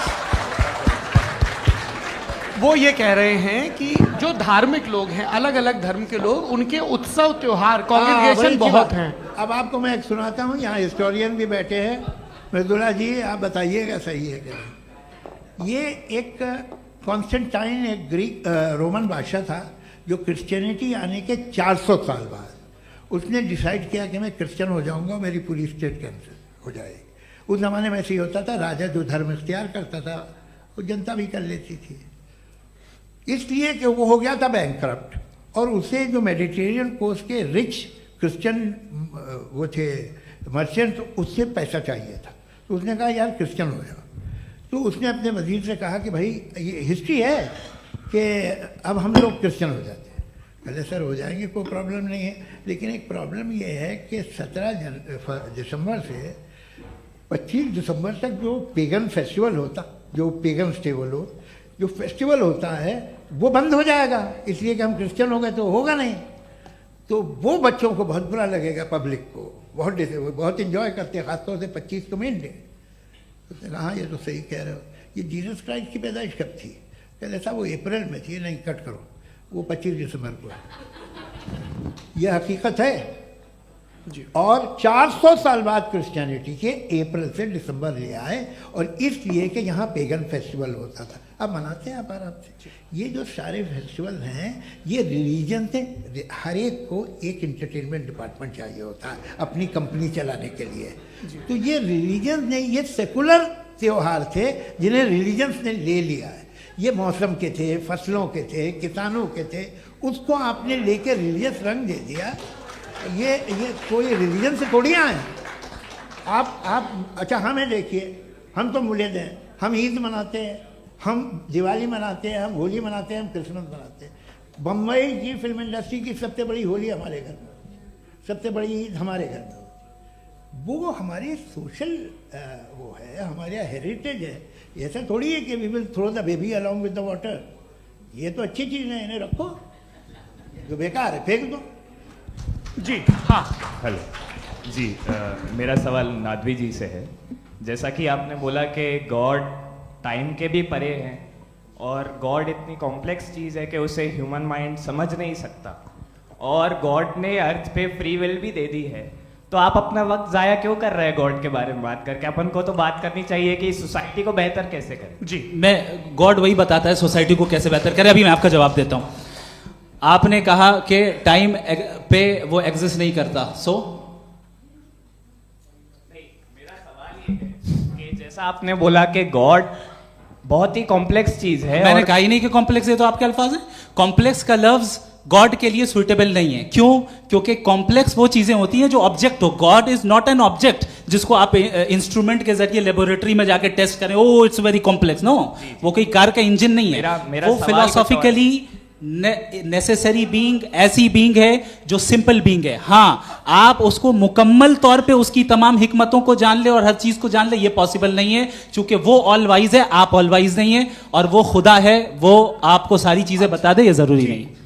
मेरा सवाल ये नहीं था, मेरा सवाल ये था कि जब गॉड इतना परे है इस दुनिया से कि उसने अर्थ पे फ्री विल भी दी है, हम सब ह्यूमंस की फ्री विल है, और जो सोसाइटी में हो रहा है वो अपन लोग डिसाइड करेंगे, तो अपन लोग डिसाइड नहीं करेंगे ना, अपन लोग डिसाइड नहीं करेंगे। गॉड जो है, गॉड ने वो उसकी जात, उसकी एग्जिस्टेंस टाइम एंड स्पेस से परे है, लेकिन वो हमारा टेस्ट ले रहा है और उसी गॉड ने हमें बताया कि तुम्हें क्या करना है क्या नहीं करना है, तो जाहिर है उस गॉड की बात सुनेंगे ना हम। जी, वो पीछे एक चश्मा लगाए जो मैम खड़ी हैं, उनको दीजिए। हाँ, आप जी जी बिल्कुल आएंगे। देखिए मैं कोशिश कर रहा हूँ सब तरफ जाने की। हाँ, उनको दीजिए माइक। जी, हेलो सर, मैं ओमनी प्रेजेंट नहीं हूँ, टाइम पाबंद हूँ, और जहां तक कोशिश कर सकता हूँ करूंगा। जी, अपना नाम बताइए। मेरा नाम उर्सुला है, मैं दिल्ली यूनिवर्सिटी की एक स्टूडेंट हूँ और मैं स्टूडेंट फेडरेशन ऑफ इंडिया से हूँ। मेरा सवाल मुफ्ती जी से है कि इस हॉल के इस कमरे में बैठ के हम लोग रेप की मोरालिटी के बारे में फिलोसफिकली बात तो कर सकते हैं, बट असलियत ये है कि रोज़मर्रा की ज़िंदगी में औरतें रेप के थ्रू गुजरती हैं, और हम लोग सिर्फ नंबर्स पे इस तरह नहीं देख सकते, क्योंकि कितनी औरतें हैं इन कंट्रीज़ में जहाँ पे आप बता रहे हैं कि केसेस कम हैं, जिनका एक्सेस है कि वो जाके केस फाइल कर सकें। कितनी औरतें हैं जो जिनको काम करने की आज़ादी है उन कंट्रीज़ में। यूरोप में ये आज़ादी आ गई, यूरोप में ये रूल्स आ गए, तो हम आज उसके बारे में बात कर पा रहे हैं। जी, जवाब। आपने ये कहा कि कमरे में बंद होकर हम लोग इस पर फिलोसफिकली बात कर सकते हैं, लेकिन हकीकत में क्या हो रहा है, वो ग्राउंड लेवल पे क्या हो रहा है, जो बहुत गलत हो रहा है, और वो सफ़र कर रही हैं। आई अग्री, बहुत गलत हो रहा है, और जो गलत हो रहा है उसको हमें रोकना है। और क्यों रोकना है, वो गलत क्यों है, हमारे पास इसका ऑब्जेक्टिव फाउंडेशन है, इनके पास उसका ऑब्जेक्टिव फाउंडेशन नहीं है। मैं ये कहना चाह रहा हूं कि जहां पे भी जुल्म हो रहा है, जहां पे भी औरत पे जुल्म हो रहा है, या उसकी इज्जत लूटी जा रही है, या उसे तकलीफ पहुंचाई जा रही है, और सिर्फ औरत नहीं, किसी इंसान के ऊपर भी जुल्म हो रहा है, तो उसके खिलाफ खड़ा होना, ये मॉरलिटी हमारे पास गॉड के पास से आई है। वरना जावेद साहब तो कह रहे हैं कि जो है मेजॉरिटी डिसाइड करेगी, तो मेजॉरिटी तो कभी भी बदल सकती है। क्या आप हाँ। ये थोड़ी सी आपको गलतफहमी है। मैं अगर मेरे जुमले से ये मदना निकला या मैंने कहा, तो ये जुमला मैं वापस लेता हूँ, ये मेरा मतलब ही नहीं था कि मेजॉरिटी डिसाइड करेंगे। मेजॉरिटी डिसाइड करे तो दुनिया में बड़ी, वैसे आपने कहा था ये जुमला। अच्छा, हो मैं मान रहा हूँ, बाद में रिकैप कर लेंगे। अरे एक सेकंड, मैं अपनी एक्सप्लेनेशन देता हूँ। मुनासिब बात यह है कि हम सब के सब दिल में जानते हैं कि क्या अच्छा है क्या बुरा है, हमें पता है अच्छी तरह से। जो लोग बुरे काम करते हैं उन्हें भी मालूम अच्छा क्या है। यही तो सवाल था हजरत कि फिर ये मोरालिटी आई कहां से? Cross examination. हाँ जी, हाँ। मोरालिटी साथ रहने की डिजायर से आई है, यानी साथ रहकर जो कुछ कह दे, जो कुछ कर दे, वो हो जाएगा? नहीं नहीं, तो आप कायदे से रह ही कर सकते हैं जब तक लोगों में मोरालिटी हो, वरना क्यास हो जाएगा। ये आपको कैसे पता? जी, हमने देखा ना, जहाँ मोरालिटी का क्यास हो गया, हम देखते हैं। कहाँ पे देखते भाई? दुनिया में। आप जो कह रहे हैं, आप कहीं पे अगर गलत हो रहा है तो उसको आप गलत देखिए।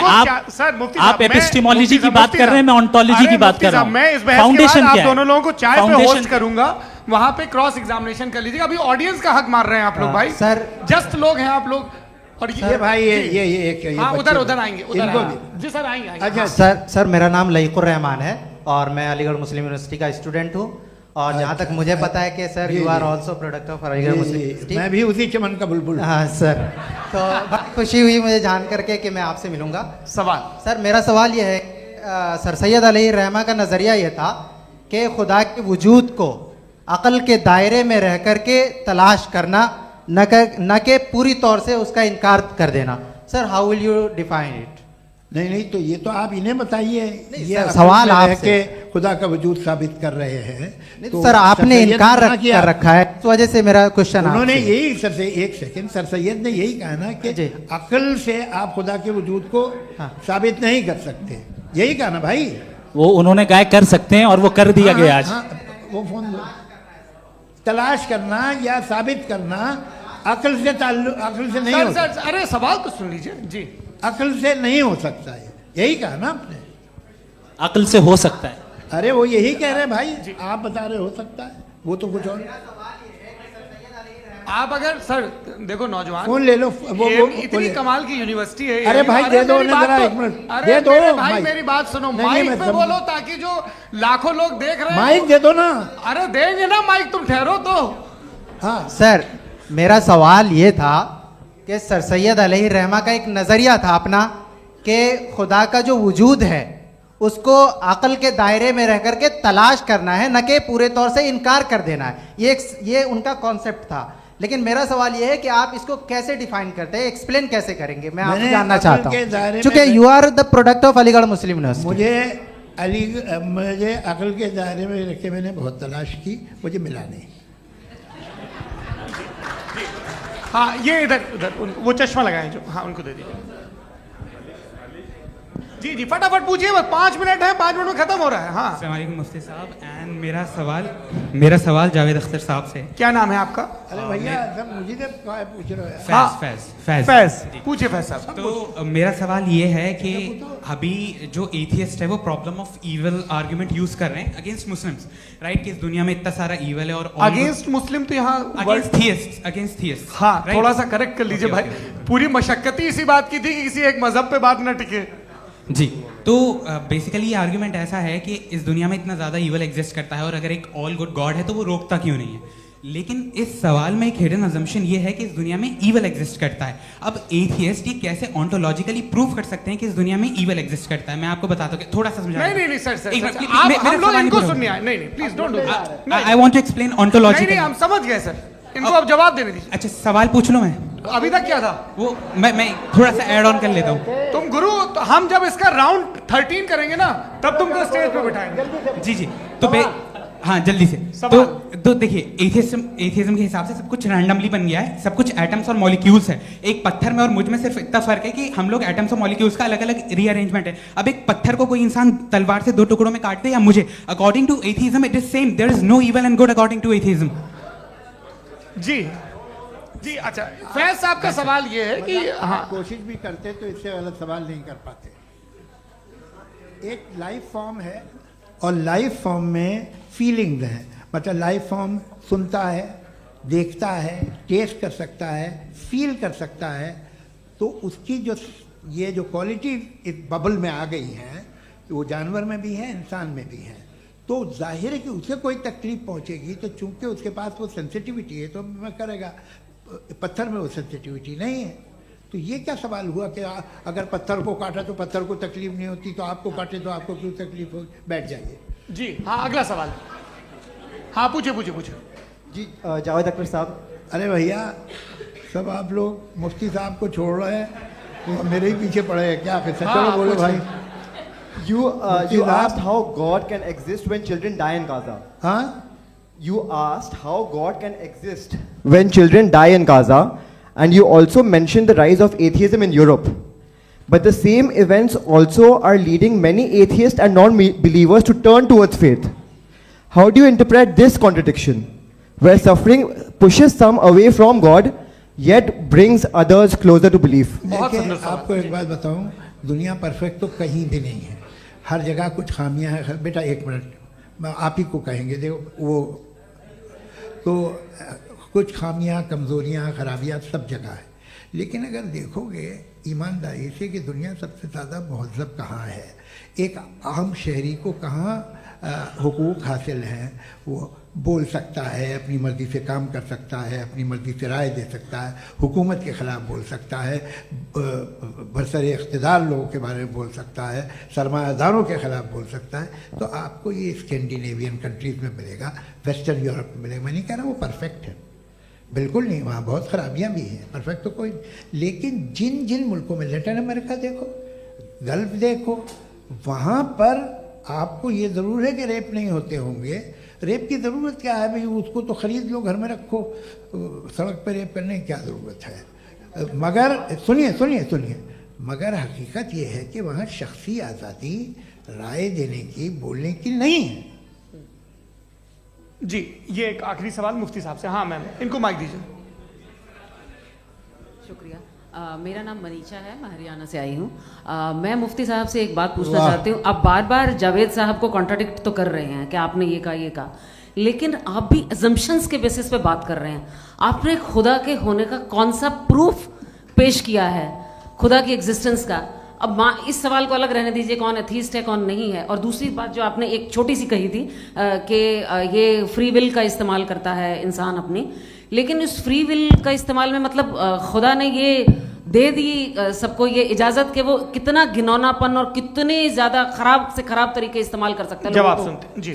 आप फ्री विल को मानती है ना, या अब कहती है कि फ्री विल नहीं है ना, मानती है ना? तो अब आपके पास इसका कोई एक्सप्लेनेशन नहीं है कि अगर एक इंसान उस फ्री विल का इस्तेमाल करके गलत काम कर रहा है और बच के अच्छी जिंदगी गुजार के निकल जा रहा है, उसका कोई रिकम्पेंस नहीं है। हमारे वर्ल्ड व्यू में जो इंसान गलत काम कर रहा है उसको भी रिकम्पेंस यानी उसका बुरा बदला मिलना है, और जो सही काम कर रहा है उसको सही बदला मिलना है। लिहाजा जो फ्री विल है वो इस तरीके से है कि एक लिमिटेड टाइम तक खुदा ने मोहलत दी है। ऐसा नहीं कि छूट दे दी, जो करना है करते रहो हमेशा। वक्त आएगा जब एग्जाम का टाइम खत्म होगा तब रिजल्ट आएगा। दौराने एग्जाम जबरदस्ती आपको नहीं बताया जाएगा। अरे भाई एक सेकंड जी, एक सवाल मुफ्ती साहब से मेरा, मुफ्ती साहब से एक सवाल। रुक जाइए, आपसे फोन, आप इसके बाद आपसे यही रहेंगे वो। हाँ, बोलिए। मैं मुफ्ती साहब एक ही सवाल करता हूँ कि अगर जो हो रहा है फ्री विल से हो रहा है और एक दिन बरोज़ क़यामत इंसाफ होगा मैशर में वगैरह वगैरह, तो दुआ क्यों मांगते हैं लोग? दुआ मांगते हैं इसके मतलब है अभी भी उसने ये डिपार्टमेंट रखा है कि मैं रोजमर्रा की जिंदगी में बिल्कुल बिल्कुल ही कैन। तो तुम कैन हो, तुम मुझे नौकरी दिला देते हो, मेरे बेटे को ग्रीन कार्ड दिला देते हो, और 45,000 बच्चे मरते हो उन्हें रोकते नहीं हो। नहीं तो क्या आप ये कह रहे हैं कि इस दुनिया में जालिमों को कभी पकड़ ही नहीं होती है? अरे जो भी पकड़ होगी वो बच्चे रोते हैं। बिल्कुल, देखिए मैंने अपने ओपनिंग स्टेटमेंट में यही कहा था कि जनाब जावेद साहब सिर्फ इमोशनल आर्गुमेंट देंगे। This is an emotional argument. ये छोटे मोटे इसके पीछे का रीजन मैंने बताया क्या है, इसके पीछे का रीजन क्या है मैंने बताया। मंच से आप लोगों को सज्जनों इसलिए कह रहा हूं ताकि थोड़ा सा आपके कॉन्शियंस पे जोर रहे कि आपको ऑर्डर बचा के रखना है। वक्त तय हुआ था, ये वक्त पूरा हुआ, आपने इतने धैर्यपूर्वक सुना, मैं आप सबका बहुत बहुत शुक्रगुजार हूं। यदि इन दोनों विद्वानों की इच्छा होगी तो कभी हम इस बातचीत का राउंड 2, राउंड 3, यही तो देखिए खूबी है इंसान की कि बहस मुबाहसे में वो पड़ा रहता है। आप लोगों ने बड़े धैर्य का परिचय दिया, बहुत बहुत शुक्रिया। इसी के साथ ये बातचीत यहाँ पे समाप्त होती है। आप लोग को मैं एक बात बता दूं, ये सारी बहस हो गई, अब मुफ्ती साहब और बड़े मुफ्ती साहब इन साथ के साथ मैं खाना खाने वाला हूँ। अच्छा।